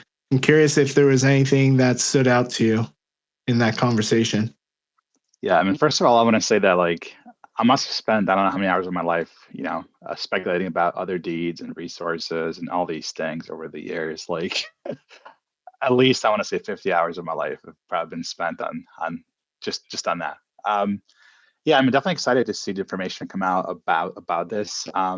It sounds like we'll get access to all 29 biome types, for early builder, which is great. We do have access now, so I'm excited to kind of dive in there. Maybe build something pretty soon here.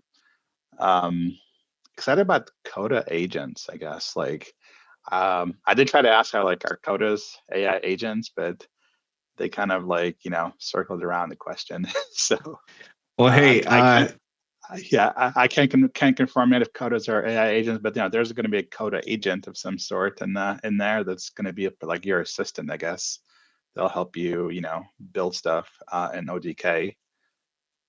Let me riff off of this real quick. Not to interrupt, but just because it's on that topic.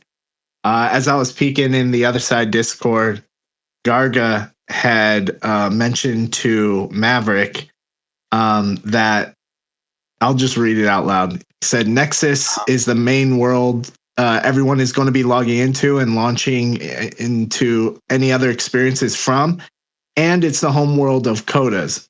There are places that are Coda only and Mega Coda only in Nexus. And you can play as your Coda in Bathroom Blitz, Zombie Outbreak, etc. The goal is to make Codas the ultimate flex in Otherside and grant them perks in certain spaces only they can acquire and benefits in the resource economy. So I think as it relates to the resource economy, which is slated to activate next year, Codas definitely will have some sort of factor in that. Yeah, very nice. Sounds like I need to get a Mecha Coda potentially, because it'll be a special area. So saving up for one, because they're still not free, unfortunately. Oh man.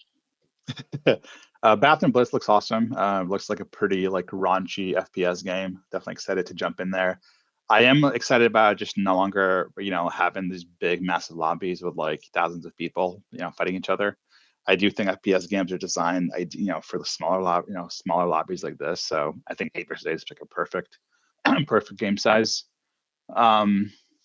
It sounds like they're going to be featuring a downloadable client and using that a lot more, which makes sense. Obviously, probably don't want to pixel stream a persistent world 24/7, and just eat up bandwidth costs, for pixel streaming.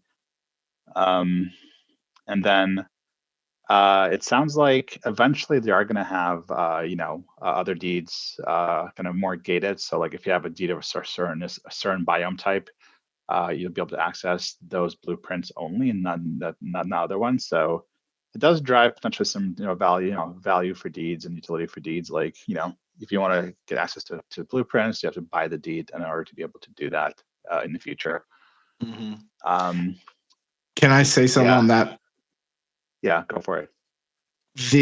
One of the videos kind of showcase. I think it was the second tweet in the thread that where Figge was narrating, discussing next gen tools for creators. It showed like how, he mentioned like we've been working really hard on these content packs, and it showed the avatar kind of just running in this, on this plane where it just showed all these different content pack elements of it. Yep. And that shit got me hyped up, man, because as someone who would be able to take some of those content pack elements and figure out how to lay it out, and then with this whole upgrade for Unreal as well, with some of the PCG and the procedural generation of these of building out your worlds, I think there's just so many cool opportunities to make something feel like Otherside. And I think with those content packs, there are certain environments that are more rare than others. So it'll be interesting to see like how people build on each one. Yep. Yeah, definitely. I guess next is like bubbles is definitely interesting. Sounds like it'll be like 500 people, can be in a single bubble now, which is cool. There'll be external platform support for streaming now, which is also cool. There'll be like, wider reach. I do hope we're not just like floating in space. I hope like we can actually listen to the bubble, but still be able to like run around Otherside and do stuff, versus just like being stuck in a bubble in the air, because I don't see a point in that. Mm-hmm. And then outside Outbreak looks interesting, honestly. Looks like a sort of like a parkour type experience. So didn't really get to talk about that. I don't know if you want to jump in here about Outbreak. Well, it's Garga. Yeah. Garga keeps saying zombie outbreak, dude. Zombie outbreak? Well, he keeps saying that, including in the pinned tweet. He corrected himself. So I have a feeling zombies are going to be part of this. Yeah, zombies. Yes or no? Zombies, yes or no? Just give us a thumbs up or thumbs down. We just have like internal and external names for some things, and it gets super sticky sometimes. Yep. So it's so much fun. I've play tested it quite a few times, and like I said, I didn't hear at all like what they gave away and what they talked about earlier today. But stoked to have the community jump into that, as well as some of the other stuff we're working on. Yep, definitely. And I guess last thing I'll mention is there will be XP progression, which is cool. I guess you're going to get retroactive XP for things you already done in the past. So if you attended the first trip or second trip or all the other stuff, you'll get some kind of XP points, which may or may not lead to something in the future. Maybe an airdrop, maybe I don't know, free wearables, maybe access to PM's, private chat. I don't know.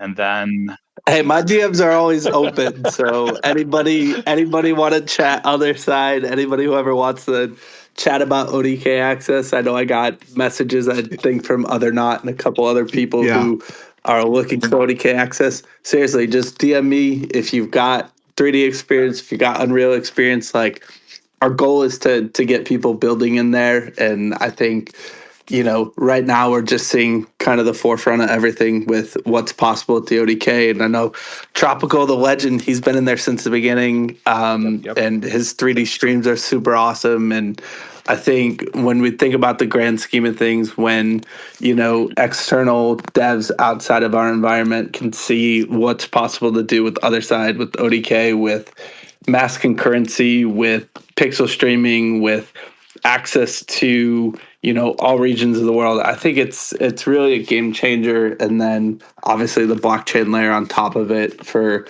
true ownership, I think, like, to me personally, is like one of the most important things. I played Rocket League, I've played some of these other games where there's been shifting policies on how ownership of something works, but knowing you own an object, you own an NFT, it's yours to trade on an open market is a great idea for gaming in general. Yep. Yeah, I'm definitely agree there. As I said, like one of the things about Fortnite, for example, is like you can sell skins there, right? So as a creator, it's a very like limited amount of things you can actually monetize there. I'm actually, you actually monetize nothing in there currently. That's let me take a step back. Currently, in Fortnite, you can't sell anything as a creator yet. So other side is like a complete opposite of that. You can sell anything you want. Let's lose a little bit here. I am curious actually about a couple more things here. I don't know if PM if you can answer or not, but obviously, like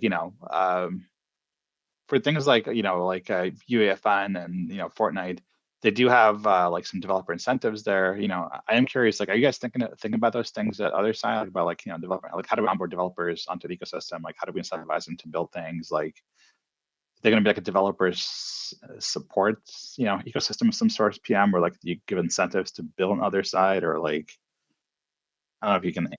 Yes, we have a lot of plans in the works. I don't want to get like too in the weeds on it because some of it, obviously, with the ApeCo things changed a lot. So definitely working through on onboarding more developers, not just people within the community, but AAA game devs to start getting on the platform and building. And it's one of those scenarios where they don't have much to lose by having the platform and a new medium to release content on that has quite a bit of exposure in web3, and obviously through partnerships and everything we'll get a lot more exposure into other side. So I'm super excited about that aspect and onboarding and creating more content. The more content equals more people equals better results overall for the platform. And so it's definitely in the cogwheel for things top of mind for me right now. Damn, I hear that often. That, sort of AAA game devs, they're making a pretty good living right now. There's so much demand for them at those AAA game places. I guess what sort of incentives do you guys have in place in mind already? I know we float around a lot of ideas of tokenization, but what sort of concrete things are there currently? I obviously I don't want to get into too many specifics on it, but I know that like there's percentages that aren't necessarily equal across all platforms, and our goal is to develop a creator friendly and a developer friendly platform. Yep.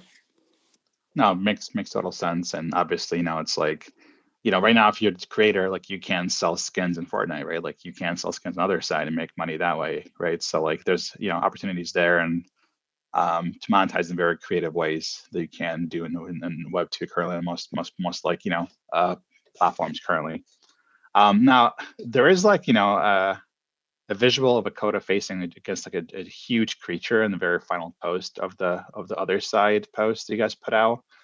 Are there going to be like big boss fights, you think, like in the future as well, that you guys are building? Because I'm going to say, like, the very first trip we had like the big coda fight, right? Like where like we all took down this like giant coda monster with with big glowing red eyes. Are there going to be more of those in the future potentially, PM, or like I don't know, more boss fights against big codas? I can't really comment on that. Like I said, I don't know what Greg and Figge said about anything, so I don't want to give any spoilers. Sure. Teasers are fun, right? Sure. Hey, Dutchy, what would you rate that Art of the Squeeze attempt? Well, I think it's an improvement from a "Can I Squeeze You," which is like, this is like in the intro of the book, which is like, what are you doing? You don't ever ask someone, "Can I squeeze you?" You squeeze them in a covert way in which they do not know they're being squeezed. So I would say I would rate that much higher than the intro for sure. Yeah.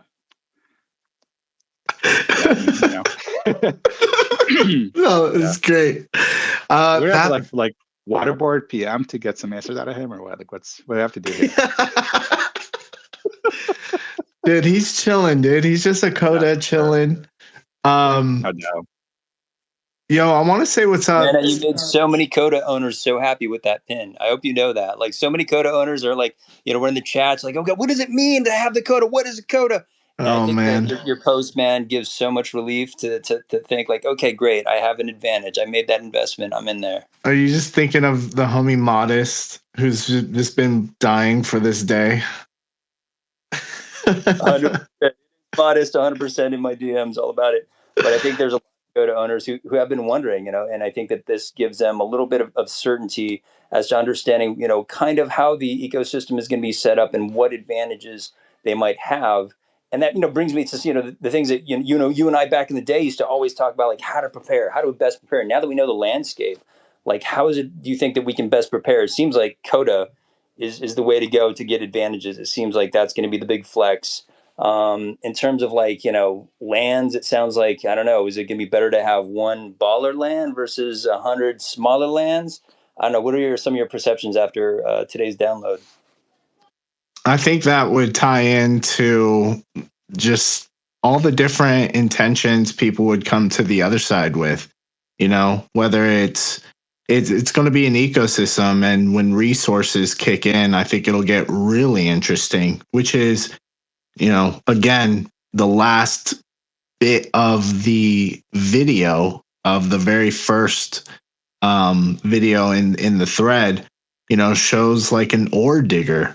So, resources are going to play into Otherside at some point. So having more access, multiple deeds that have resources, that could be beneficial. But if you're a builder and you really want to build out your own experience, like there's a play for that too.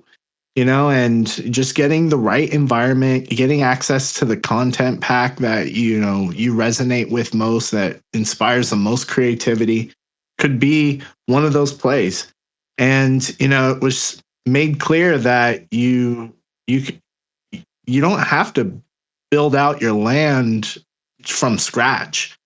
These things will, be able to come pre-built in such a way where you can just kind of hop in. And if you want to customize, if you want to get into the tooling, if you want to have some sort of Coda agent help you out with certain things, I think there may be benefits to having these other, being able to take advantage of these other assets and features.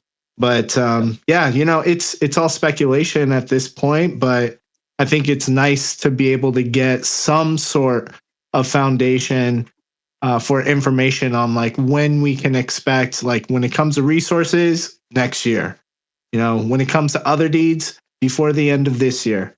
Also Garga said like the core gameplay loop is going to be essentially like, that's where you use the resources for. So like, what is that core gameplay loop exactly? Like, is it going to be like, you harvest resources and you have to, use them to like craft things or like build things, or like, what is that core game loop exactly? And we don't know just yet, right? So just all speculation at this point. So if you're buying things, as we always say, decide with your heart, not your mind. Like the chances are, don't just ape into things unless you can afford to lose money. And also something that we brought up was the light paper, and how Figge had mentioned that they actually had a rewritten light paper and Otherside XYZ site ready to go, but it could almost, it does deserve its own kind of moment with, aside from this info drop. So I think we can expect that soon, a revised light paper where most of it is actually intact and still foundational, which is great to hear, considering, the light paper was published over 3 years ago. A lot of us were wondering, like, what part of the light paper is still relevant? What part has changed? It goes into authoring and manufacturing mechanics, to ODK, to a lot of the things that said more information to come. And like the codex, like parts of the obelisk, and we can probably expect that to be fleshed out pretty soon. So I look forward to that. Look forward to a new light paper, revised, updated, refreshed, and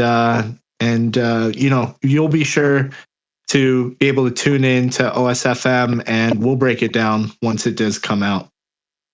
Let's go to Dutchy, and then I'm dying to just say what's up to the homie Cinema.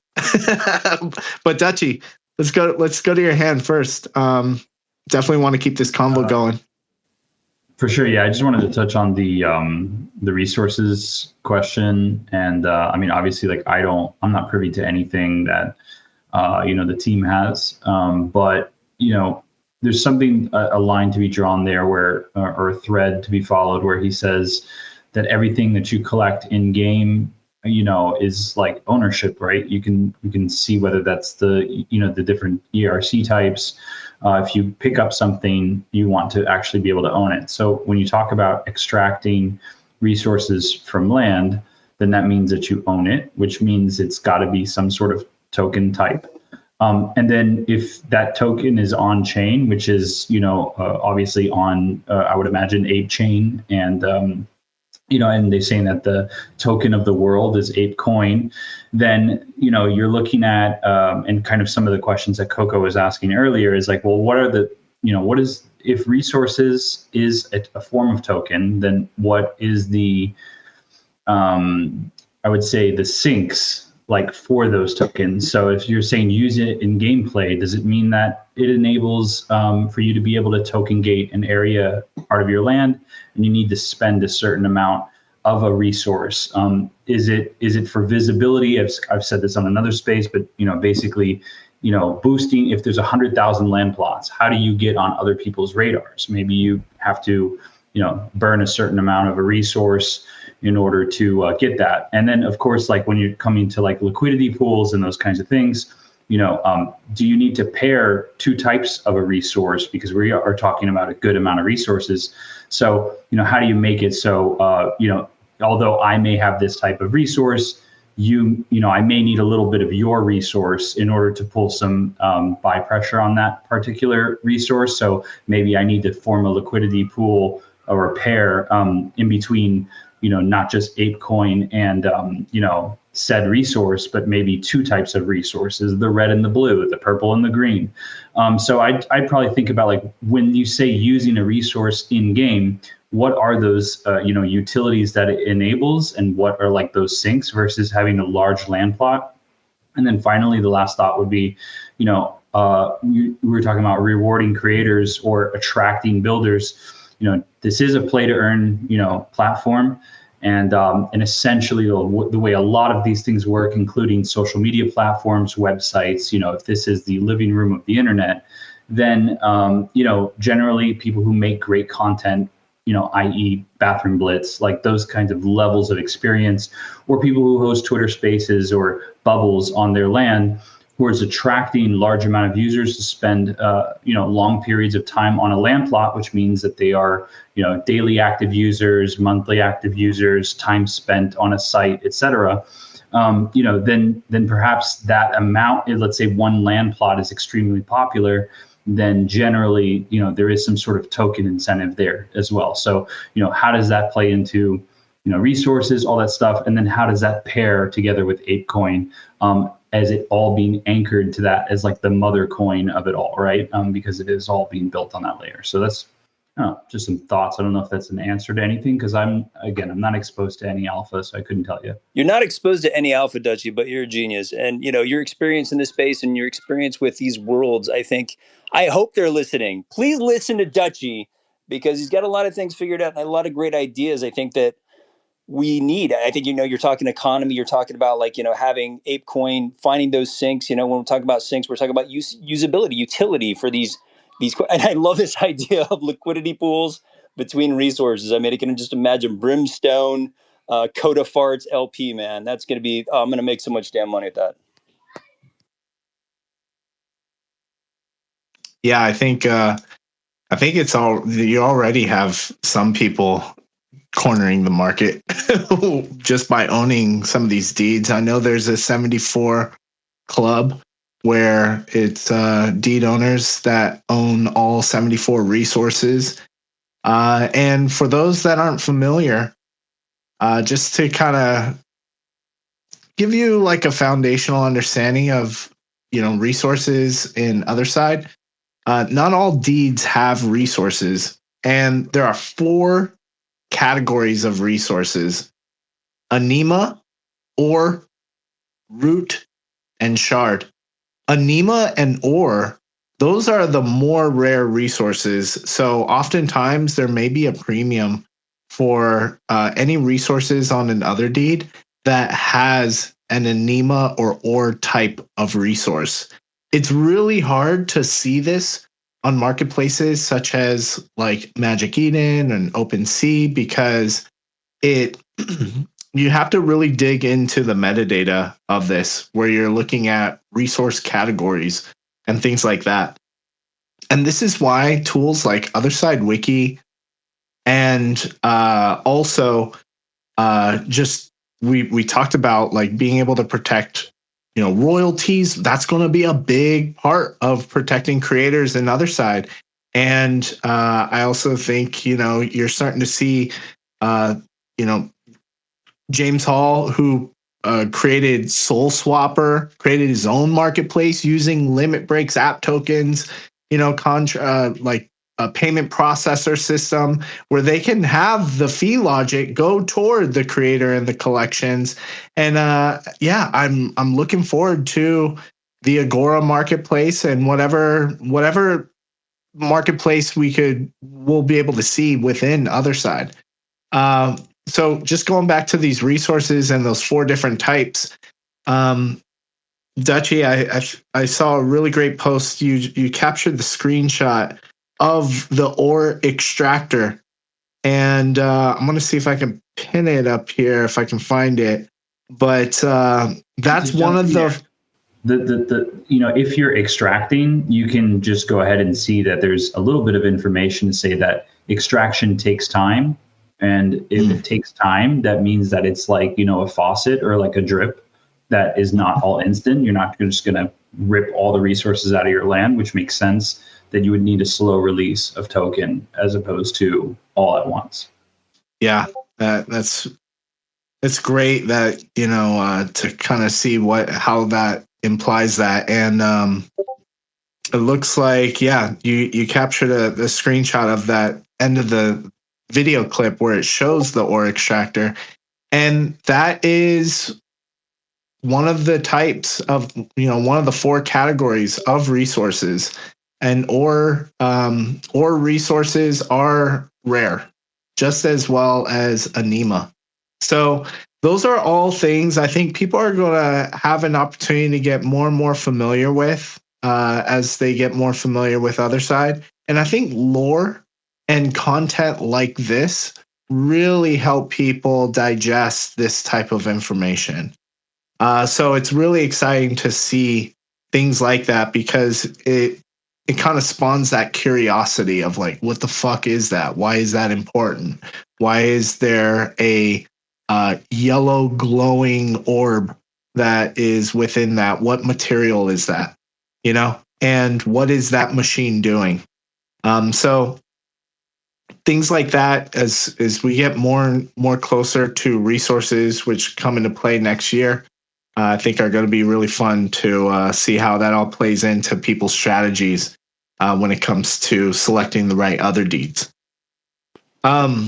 Great mix of, as you said, of communication. So you have like this lore style video, you have kind of almost tutorial style videos all at once. I noticed, right, this wasn't like a drip, this was like bam bam bam bam here. Like it was all like within a few minutes of each other, outlining for the different aspects of that, the sort of lore, the feeling of it, and again giving context to what we're seeing, I think was really important. Yeah. Yo, Cinema, you with us, man? Yeah, I'm here. How's everybody? What's up, brother? Dude, I see you're being abducted along with myself, dude. We're being abducted. That's right. It looks good on that PFP. I appreciate you switching onto that, and that badge is amazing. So you've been crushing it with the badges every week. And for those that don't know, Other Page, they're flying under the radar as this great launch pad for creators. I'm week in, week out trying to think of new ways to utilize it and pushing Nana and Nova and probably stressing them out, but they've been so nice to accommodate, and they're down and passionate. So just appreciate you guys to just every week, just to be down to try new stuff. I appreciate you too, man. You're doing some really cool things, and I had a lot of fun using some of my AI credits and taking it into Final Cut and making some music to make this week's poster and badge. So I appreciate the You guys don't know about inspiration, Nana. man. He's got low key sound design chops, man. He's his sound design and music game is strong. I literally reached out to Cinema. I was like, Cinema, who did your sound? This is like, it's like heightening this whole piece, man. And he told me it's Nana. I was like, holy crap. Really, really well done, bud. Yeah, I will say, me and Nana did a little collab on that. Yeah, I will say definitely Sean's like a man of many hidden talents. I often myself discover all the time. It's like, oh, he can also do like X, Y, and Z. I didn't know he could do. So appreciate you, Sean, for being talented ape that you are. Oh, thanks, guys. No, I appreciate it. We're all out here doing our thing. I think what's really beautiful is when creators are coming together to work on shit. And we see that with.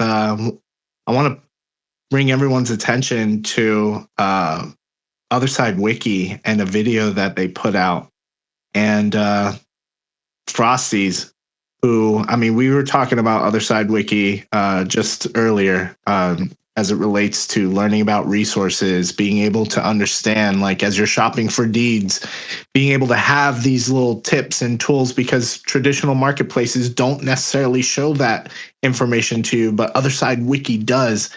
And for those that don't know, Otherside Wiki is getting a refresh. So there's a rebrand, oswiki.xyz. It's going to be launching very soon. And Frosties, the genius behind it, is which also, planting the seed for us talking about ApeCoin DAO. But oswiki is something that was able to get a grant from the ApeCoin DAO, and just an example that enables builders being able to take things to the next level. And one of the ways that Frosties was able to take oswiki and this upcoming launch to the next level was commissioning Cinema to create this amazing video and essentially launch film, as you put it in your post. And before Cinema responds, how many of you on stage had the opportunity to listen to watch this video? Any comments on it? PM, what did you think, dude? I'm curious. PM, like when you saw this, dude, what was your reaction? When I first saw the thread being put together, the excitement level was like astronomical. So it's so dope. Are we talking about the oswiki film? Oh shoot! No, that's what I'm wondering. No, you're good. You're good. What are we talking about? The oswiki film, launch film that Cinema had put together for Frosties. Did you have an opportunity to see that? It's pinned at the top. I will have to watch it. Oh yes, yes, definitely watch it. Definitely let us know your thoughts afterwards. I can't wait for you to see this, dude. As this is why it's a great way. It's a great example of what happens with somebody who's really legitimately building, and getting grants, funds, and utilizing them, not just to give value to whatever it is that they're building. But what I love there is that Frosties went to Cinema, who then went to you. It's just like it's within the ecosystem. There's so many talented people within this ecosystem. It's always been my philosophy to seek that out first, as opposed to saying like, yeah, AAA game. Every time I hear that, I get a little worried, to be honest, because it relies on factors outside of people who don't understand our culture. And that was the whole thing with Daniel. It was very like sort of, oh, we're bringing the best of the best. And they would come in here and like they wouldn't follow anybody. It was just like there were these little flags of like, well, they don't really want to interact with us. They want to extract. They want to take those funds. They want to live their life, and that's cool too. And sometimes we need that, but we hope that we're building something within the ecosystem, and then if we can, let's reach out and let's try to build and bring other people into that ecosystem, and prioritize people within the ecosystem first. Preach. Yeah, no, I totally agree that, obviously bringing people in there's got to be a balance, and it can't be like a mass liquidity extraction event every time something happens. You know what I'm saying? Like there definitely has to be a balance. That's why, like, of the developed experiences, we're like getting as many people into the ODK as possible, getting as many of these, people who own studios like Von Doom, like the Raijin Labs team, building experiences out on other side. That's like super important to us. And obviously me coming from the community and working my way up to be a community manager and now being, in the position of, managing the ODK and some of the product for other side. I think like that's honestly like top of mind for me all the time. Like not only how is the community going to perceive this, but like how do we get more community members with access to the tools to create, and how do we connect the dots with people like Tropical, who recommended I add cinema to the ODK, and so cinema got access to the ODK. Like it's just this constant network of just like bringing more people in. And I think there's like strategically opening the floodgates for everybody from like my side. Like I already work enough. I don't think I could handle it all on my own. But as we, get more people ODK access, and people, you see, like Marcel is creating his game, like that's been like completely hands off, community driven from him, and like Primal Instinct looks fucking dope. And so it's like all these content pieces, and we'll get to see more and more of that in the community. And I think it's a scenario where, yeah, you can get a community built experience, and I think it's like an homage to like what Roblox is, right? They don't really create content, but like the people who are consuming the platform dictate the success of the game. And I think we're in a scenario where if somebody tries to come in and do things in a very Web 2 way, people just won't play it, right? And if it's a dope experience and somebody's like, oh, fuck, I can do that way better than they did it, and I know the Web3 aspect of it, they can find somebody to help build it out, contact Von Doom, contact any of these other builders to help build out an experience and make it correct on the Web3 rails. And that'll probably succeed a whole lot better. So I think there's like a learning curve, but there's also the opportunity to expand the ecosystem that I think is a good balance with it, without expanding the ecosystem, and with just staying in our Web3 Bored Ape, Coda, Other Deed bubble. Like we have to break out of that. We need to get more people playing, more people interested, and getting more exposure into the NFT side of things, the blockchain side of things. And I think we're in a path where I think that can really come together. And yeah, there will be some non-community developers, but I think it's keeping them on the same rails and explaining the culture behind it that really helps to keep things feeling genuine. Go ahead, Cinema. Yeah, I was just going to circle back to bringing this all back to today's dump. I appreciate you, Nana. You always put people on, especially I think artists, it's hard for them to speak for themselves sometimes. So you're a huge source of that for the community. So thank you. But to get back on topic here, I really came up because the video, those assets just like blew my mind. We've just been seeing the stills, but to now see them in the 3D space in the game engine, I think that's flying under the radar. I'm always attracted to the visuals, but I think people don't understand those assets are so well made and so well built. If you know Unreal, you know the marketplaces, you know the assets you can get. Those are just such a notch above a lot of the stuff you can get in the marketplace, and that's all coming with your deeds. So more or less, I guess, free if you want to say that. Whereas in the marketplace, if you want to get AAA quality assets, you could pay anywhere from $200 to $500 for a level or a kit or so it's those assets are incredible. And then just from a UGC level too, I feel like you'll be able to use that stuff as the backgrounds, as the environments, as the worlds to some of the videos, renders, things you want to do as creators, as audience members. So that seeing that little first video was, I love that.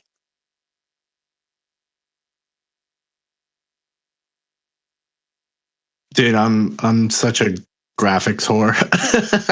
Like, same thing. You know, I was talking about a little bit earlier. Just in awe with the video and just seeing it all come together. Anything that kind of immerses me into the story and the art is that's a plus for me, because it inspires. It inspires like how I could see myself, how I could see others, what kind of experiences. And I think having inspiring worlds, that could be led through art, could really do that. You know, you can argue same thing with how the ownership of BAYC PFPs and the art aspect from there had inspired so many people to like build off of it, right? It's a great foundation for creativity to just spawn off of and go in your own direction.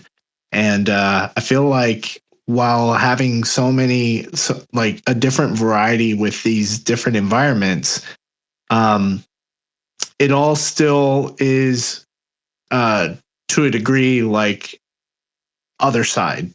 You know what I mean? And you start to really see how all of these kind of like share that same language. So I think it's really cool, and it's not only like placing the assets on there, but Figge even mentions like how certain assets are like coded on the land, right? And they would interact a certain way, they would respond in a certain way. So it'll be interesting to see like once we kind of get in there, and just going back to Bathroom Blitz. Hopefully very, very, very soon, sometime in July. It was originally slated for June, but it's going to be happening in July. And we're already starting to see some really cool gameplay footage come out of that. So, well, and as a deed holder, like owning a deed unlocks access to those assets. Like that's such a great utility. And then, as other folks build stuff and the ODK grows, like that utility only grows. So it's, when I first bought my deed, I never imagined I'd be getting like these AAA level and beyond, to be honest, like assets. It's pretty crazy. Yeah, I just want to kind of shout out our team too that works on those. There's a lot of people on our side who have touched those assets and done a really good job. And not only are they like super optimized with nanite textures and all that fun nerdy kind of stuff, but like they're also like optimized to run on M Squared's platform, which makes it even better in the sizes of the worlds you can create with those assets, and everything you can do with them is, the way we've built them it's crazy. So appreciate Cinema that you've noticed that, and I'm sure there's people on our team that'll hear this and listen to it and give the props to them that they need, because they're absolutely crushing it. Yeah, PM, they're crushing it. I mean, half the assets on the Fab Marketplace are like just straight rugs, and the ones that you do get, maybe the textures are good, maybe they're not. A lot of them aren't optimized for anything. They might look great, you get them in, but it crashes your whole machine. So yeah, it's I really can't hit on the head how incredible those assets are, and the lift that is to get those going. I'll tell you what, just from working with Cinema and seeing his creative process, one thing that, is part of Cinema's kind of repertoire is FUD Friday. And FUD is this amazing character. You can engage with FUD, and sometimes you're rewarded with a really cool render just for engaging with FUD. And FUD's doing some really cool things. That's how I was able to get this render. Nova, I saw you got one.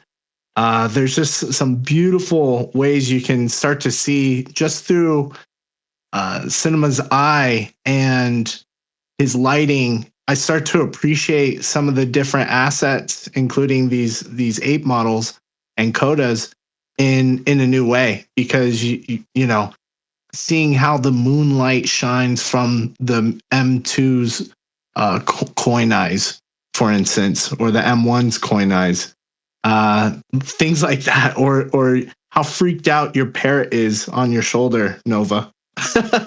In some of these renders, and just immersing it with like story and like a really cool perspective and style. You get to really appreciate that. And it's not easy. It's all manual work. People are sending files back and forth.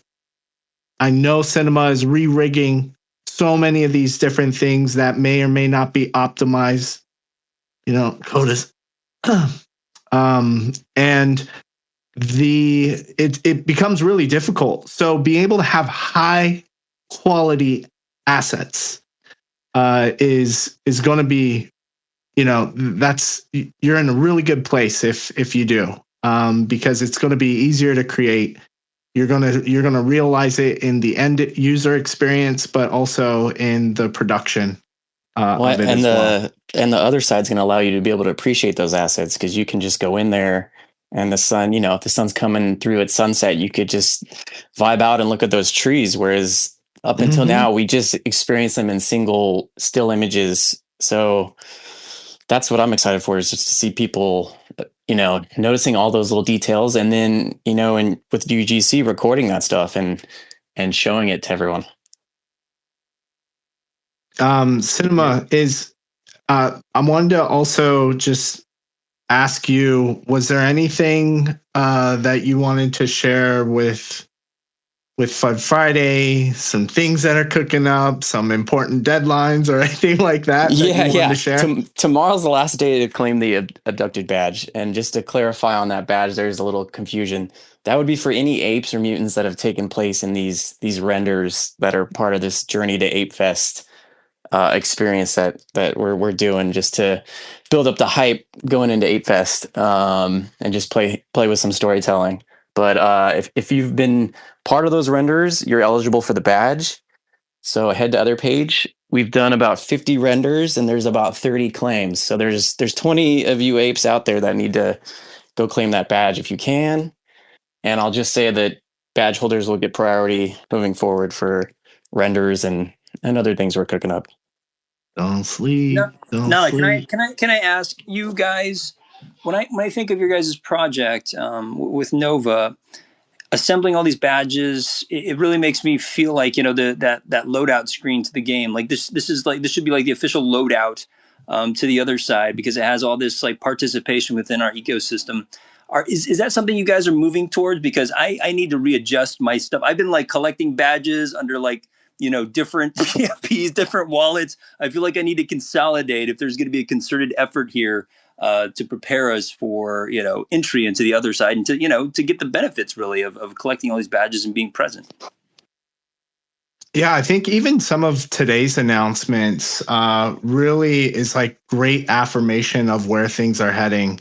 From aspects of Voyager 2.0 to how we think about avatars and interoperability and wearables. But I think what's really important is, what could creators do to how can we empower them with these tools so that you can really have a verified community, that you can unlock certain things.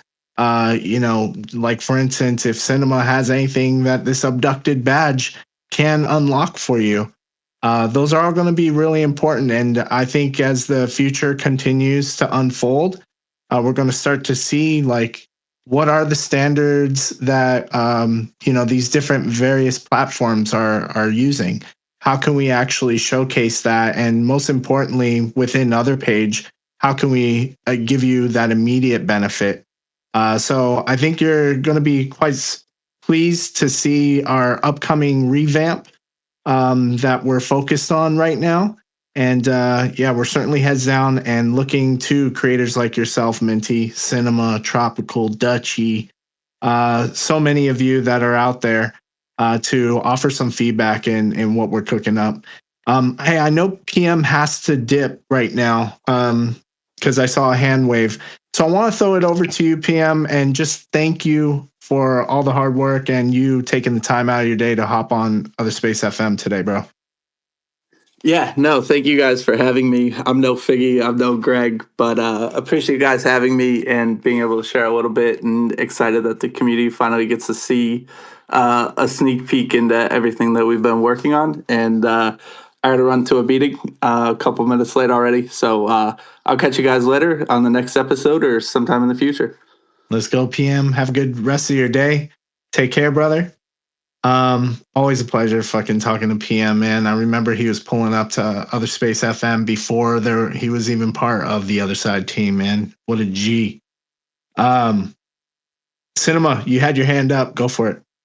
Yeah, I was just going to touch on like with Other Page and now like with Ape Control that Frosty's made. Like for me, there's a lot of platforms, right, that act as launch pads, mint sites. There's a lot of platforms you could stream on, but if I see other apes, I see other communities making stuff, like I'm just going to go all in on that stuff. So, I just think it's good for us to show up for each other. It's good for us to support each other. And, Other Pages make sense for me because that's already the circles I run in. So whatever I'm going to do through that as opposed to other things. And it's no salt on the other platforms, which are great, but it just makes so much sense. So, and shout out to Cinema walks that walk. Let me tell you, I know that Cinema was recruited by another chain. They tried to get him, and he was like, he asked me, he's like, what do you think? He's like, I think I'd rather double down on Ape Chain. I was like, yeah, brother, that's the way to go. I told him, I'm like, are you guys going to build on Ape Chain? They said no, and I'm like, I love your product, but I gotta go.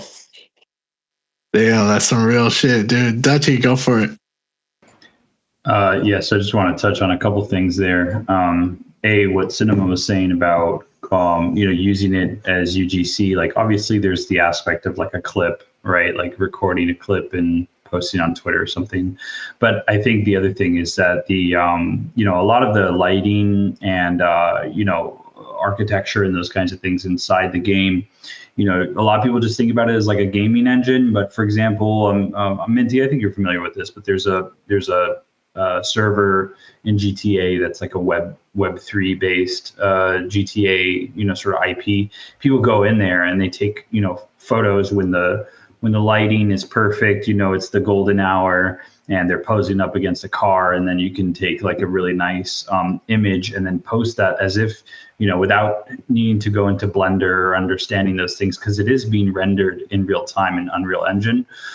So that's like a interesting UGC opportunity. I think also, I did want to ask Cinema about the other badge. So you have two badges. I got the other one. I got the one that I'm supposed to grab. But what is the other one? What was I supposed to have done for that one?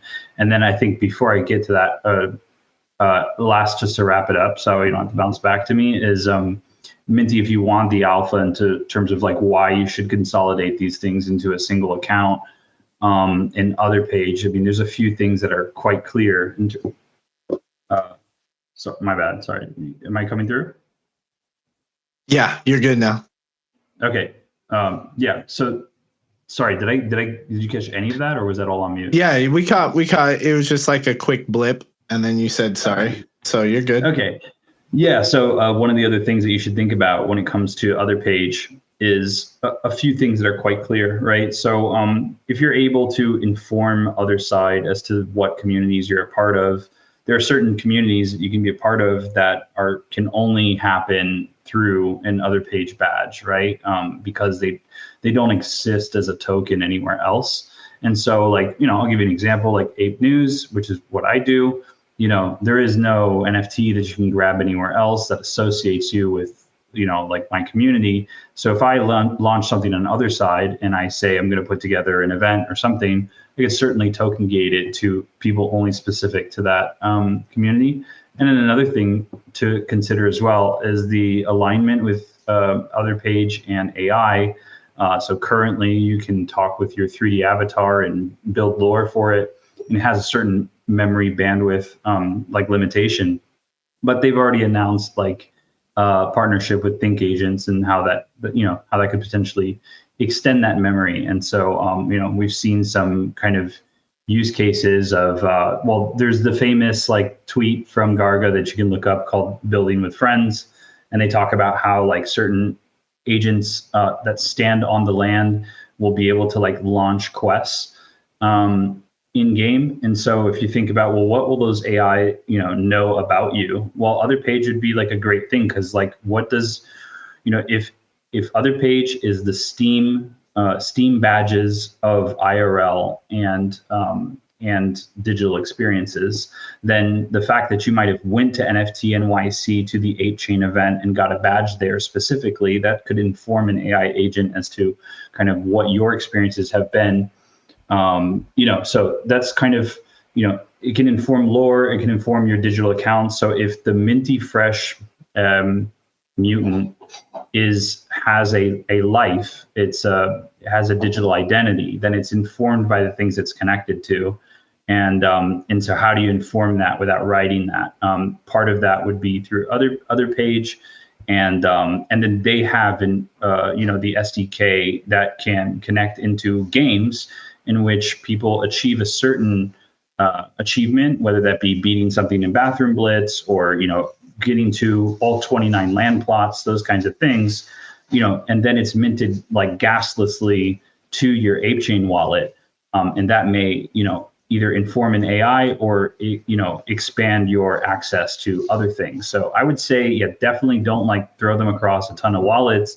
Build the digital identity in which your assets live, and kind of make a repository of all the things that you love and connect with across Web3, whether that be IRL or digital. I land my plane. Cinema, what is that other badge? You were talking about the Grizz badge?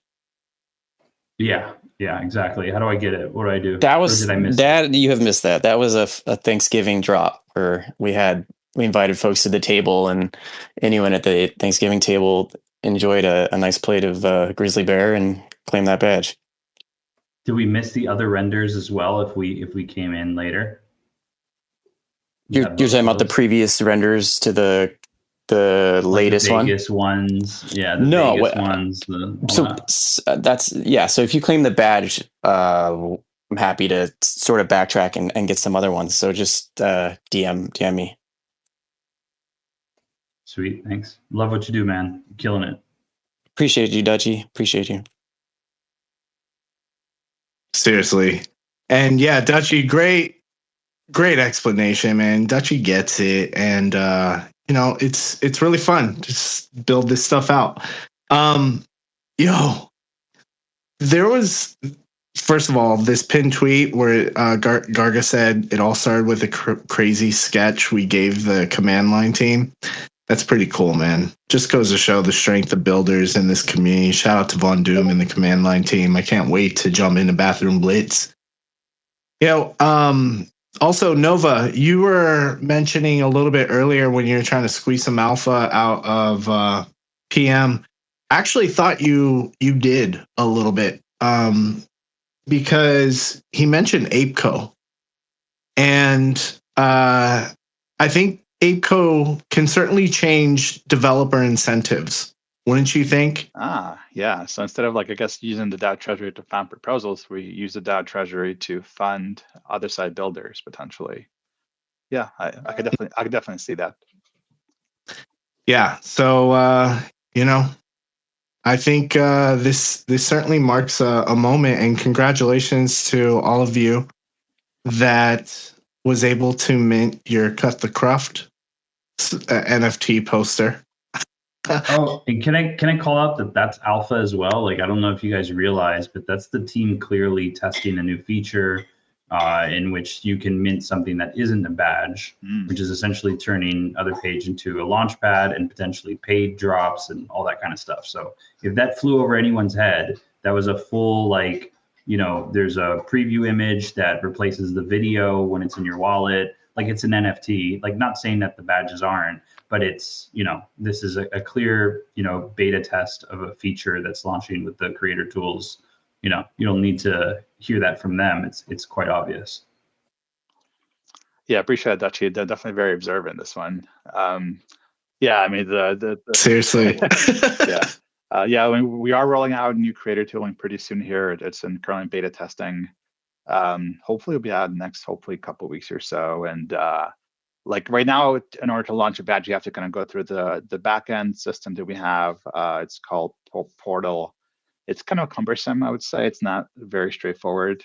So we kind of rebuilt it from the ground up, and now it's going to be built into directly the kind of main experience. So like, as a other page user can just be able to go to your other page, just click a button that says create my community, launch your community with a single couple clicks, and then from there be able to just mint badges and other things that I won't say what they are yet in the future, much more seamlessly.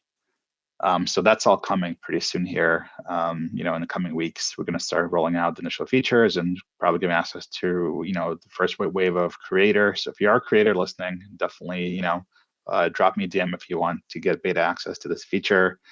I think it's going to be a game changer personally. And, I think it's going to be our 0 to 1 moment here once this feature is released. DM sent. Thanks, Dutchy. Yeah. Yeah, thank you guys for that. Nova, how are you doing with the DAO winding down? You've been an active member since the inception. Yeah, definitely mixed feelings. A little sad, a little happy. I would say a mix of things, right? Obviously, like other page, benefited from a DAO, substantially, and we're thankful for for all the proposals that people voted for, people that showed up to support us. I do think the DAO, at the end of the day, just served its purpose, and I think the steam just ran out, right? Like people were just over it and kind of ready for something different. And I am looking forward to this new chapter of ApeCo and what that brings. It sounds like it'll be being spun up here pretty quickly from what Garga said, and I think we'll see ApeCo up and running probably within weeks, not months, type of thing. So yeah, definitely excited. Yeah, you know what? I want to say thank you to everyone who pulled up to OSFM today. Nova has prepared a eulogy for the Ape going down. And we will end with this. But before I do, make sure to check the comments on the bottom right-hand corner. If you haven't tapped in and checked in with us, be sure to say something. Mark your spot. Also claim that badge because the badge code is in the comments of this space. You'll have until Sunday. Claim it. It's free. It also has artwork from Cinema. That's on it with this render. It's a beautiful, beautiful badge. And let me get Grateful up here real quick. And then just before we get to this eulogy, I want to say thank you to Figge, PM, Garga, the team for taking the time to spend with us and the community to talk about this crazy Otherside info drop. Let's continue that conversation. The Grail chat is about to happen. There's going to be some 10KTF related announcements there, I believe. So that begins in about 15 minutes, I believe, if I'm not mistaken. It could be an hour 15. I got to double check my time zone, so tune into that. Also, with Crazy Crypto Carl, so be sure you're following Crazy Crypto Carl. Also, tomorrow morning, Coffee with Captain. Garga and Figge are going to be hopping on with the legends, Captain Zwingli and Steve, and the team. So you're not going to want to miss that. And meet at the clubhouse. So they're going to be hopping on there on Friday, kind of doing a nice little tour going on with Otherside. So really dope to kind of get some Otherside action. Real quick, if there's any parting words from some of the speakers that joined us that are on stage, would love to hear from you. Let's start with Grateful. What's up, Grateful? What's up, guys? I saw announcement on Otherside Twitter, so I wanted to ask what's going on here. No, I'm kidding. Such a great space today, guys. Can we run it over again? No. Such a bullish space, guys. Oh my god. Dude, what stood out? What tickled your fur the most? Bro, I love the creator tools. I cannot wait, man. It's gonna be insane building on our deeds. And also there's gonna be only 100K, because I remember back in the day they mentioned there's gonna be another 100K, right? But it's 100K I only. did see you ask that. He asked Garga in the other side Discord if, what happened. Like, is there going to be more than 100,000 deeds, because it was teased that there could be more, but he said 100K period. I asked him if he married me first, but he didn't reply to that. And but guys, damn, man, we need to find the recording of the first Other Space, and we need to turn it into some kind of rap music stuff, or I don't know, man. Such a great journey. Such a great journey to be here with you, man. Damn, man, I didn't want to ruin the end of the space because it was amazing, man. Like Figge, oh my God, man, so much alpha. Crazy. He was like, man, he talked like Steve Jobs, bro. Like, and I don't use this lightly, because there was a guy in the space and they call him Steve Jobs, and now he disappeared. But man, he really sounded well with that. Holy shit! Now I fucked up. Sorry, guys. But it was great space. I loved it. That was hilarious. Yo, I mean, we got let Grateful up. We got let Tino up. What's up, Tino? GM. I missed the Grateful show tonight. I was out, so I saw Grateful jumping on the stage. I was just enjoying the show. You guys did. Let's go, baby. Listening back to all the news. All good, man. I'm super excited. It made me really, really bullish, and I'm super pumped up. Yeah, man. I think many of us we're feeling pretty inspired. Coco brought up some really good questions. Already started talking about, ERC 20s, what that could mean, what that could imply, how that could impact the ecosystem, liquidity pools, etc. So I think there's a lot of conversation that still needs to be had. And I'm looking forward to just continuing this conversation across all the different creators and spaces who are opening up the opportunity to facilitate these discussions. So keep it coming, keep creating that content. Speaking of content creation, we had Cinema, Dutchy, Tropical join us today. Anything you guys want to part the space with? Let's keep up that momentum. Yeah, I think it's pretty exciting to I don't know. It's like when there's a new project, I think everybody gets pretty excited, like trying to think of just new ways to revive things or invent new things. So I don't know, you were mentioning people being excited about ERCs inside Otherside. I feel like we're going to kind of have to rethink about these kind of things we've been interacting with already for some time. And yeah, it's going to be exciting to see the first, iteration of utilizing an NFT in a game in kind of a unique way. Almost feels like we haven't really seen the full threshold of what's possible. So yeah, it's energizing with the new project, the ApeCo thing happening. It's a new direction. It's like somebody just threw fire on this gasoline right now, and we're all pretty hyped up. I don't think I've had this level of hype probably since I don't know, what do we always say, OG Bake days or OG BAYC days. It's there was always something interesting popping off, and everything was so fresh and new. And admittedly in this space, I feel like we were it was kind of getting to that point, and Figge kind of touched on that, right? Just the Twitter log just kind of getting a little uninspiring with just kind of just a repeat of certain things. We needed something new. And man, if this is just not proof that Yuga can just show up and shake the entire space with something exciting, and then have other people look in that direction and say, hey, that's pretty cool. Maybe we should do that too. This is just another great example of we have seen Web3 games, we have seen them be live and have people playing and things inserted. But man, these guys just bring so much momentum and energy and listening to their community and empowering the creators to build stuff. It always really is a game changer when Yuga shows up and provides something. So we've seen Web3 games, but man, this is going to be a different beast. It's not just a game; it's a platform. For our own personal worlds. So Yeah, super excited. And yeah, I don't know, man. Let's just keep up that momentum. That's all I can say. Let's So do dope. it, man. We'll see you next Tuesday in the render pool on Ape Control. Oh, shit. Yeah, right here. I'm going to shill a little bit. Yeah, man. But if you're interested in Unreal Engine, I'm an artist, so I do game art stuff. If you want to learn a little bit about Unreal, got some questions that are pop in. It's a casual chat. Tuesdays, 2 p.m. Eastern time over on Ape Control.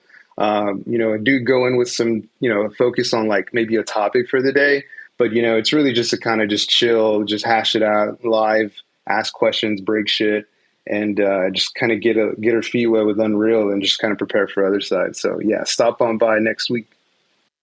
Let's go, baby. Big Dutch. What's going on? Oh, what's going on, man? All right. Well, for me, I guess I got a lot of like blue sky stuff running through my head. One of the things would be, like kind of when you're talking about collecting ERCs and stuff, like people are looking at these like 3D tokens that are floating. But, if you think about real life, like what are the things that are fungible and non-fungible? Maybe chopping like a piece of wood is a fungible token, whereas something that's a unique land item is a non-fungible token, right? So like this piece of wood versus that piece of wood, all kind of the same thing. There are many items that are duplicatable, and those don't really matter in terms of serial number. But then maybe there's like super rare things. I think another thing that people should consider is that already we've seen codas prepare for having the shadow technology implemented. We have, obviously apes and mutants on that list. And the very clear thing there is that why do you think those things are happening? So they can be used on ApeChain, right? And so there's something very clear in all these comms is everything runs on ApeChain, and Ape token is the coin of the realm. So if you're not yet on ApeChain, I'm not exactly sure what it's going to take for you to like, try it. But I would try to get familiar with these things kind of sooner than later. Also, recently the team had just announced that Glyph wallet is now compatible with Magic Eden. So if you follow the thread there, if in-game items are going to be mints, that means that Yuga will have collections that exist uniquely on ApeChain. And if you think about like the golden, the Dookie Dash stuff, like the $1 million, trophy, same thing with, all these in-game resources, everything is being minted to ApeChain. And then all of the ERC stuff, the reason why ApeChain exists is because the mint for Otherside land just was not built for, Ethereum, kind of gas fees and that kind of thing. So the fact that you can use your ape, your mutant, your coda, what do you think is going to happen with the lands? There's already Zarda that's claiming to become the renting of land, through shadows. They've already built that technology. So, all of these collections that we now know in the Yuga ecosystem, don't be surprised when all of them are coming over via shadows. And what I mean is fully bridging over through Quit's interface that he's building as well. So basically don't sleep on ApeChain, especially with ApeCo coming out and them saying that the roadmap for them to focus on are three things: Bored Ape Yacht Club, Otherside, and ApeChain. So if you have a company that's focused on all of their resources on bringing those things up, there's clearly going to be a lot of cross-pollination and all headed in the same North Star. So I'll land my plane there. Honestly, some of the best recaps and briefings. Tune into Ape News. I believe that is Monday, Wednesday, and Friday, if I'm not mistaken. Yeah, so tomorrow, I think we should talk about all the things that we've heard over the last, because we have a space that's coming up, like you said, Figge's space, and we'll have the clubhouse. So all these things will have already happened by the time the Ape News Friday space goes. So that I like to dig and research and read. So if you want to recap all the things, and have a community conversation about Otherside, see where we land on it, then I think that's going to be the theme of Friday. Anyone can come, we'll talk, and let's see all of the alpha that drops over the next 48 hours or 24 hours. Yeah. Let's go, baby. Yo, Cinema, anything you want to part ways with? Just an exciting day. Go claim your badge. Tomorrow's the last day. Grateful DM me, man. We'll get you abducted. That's it. Yeah, man. Some people have been asking, how do I get abducted? Definitely engage. Definitely try and get abducted by Fun Friday. And then keep an eye out for your DMs.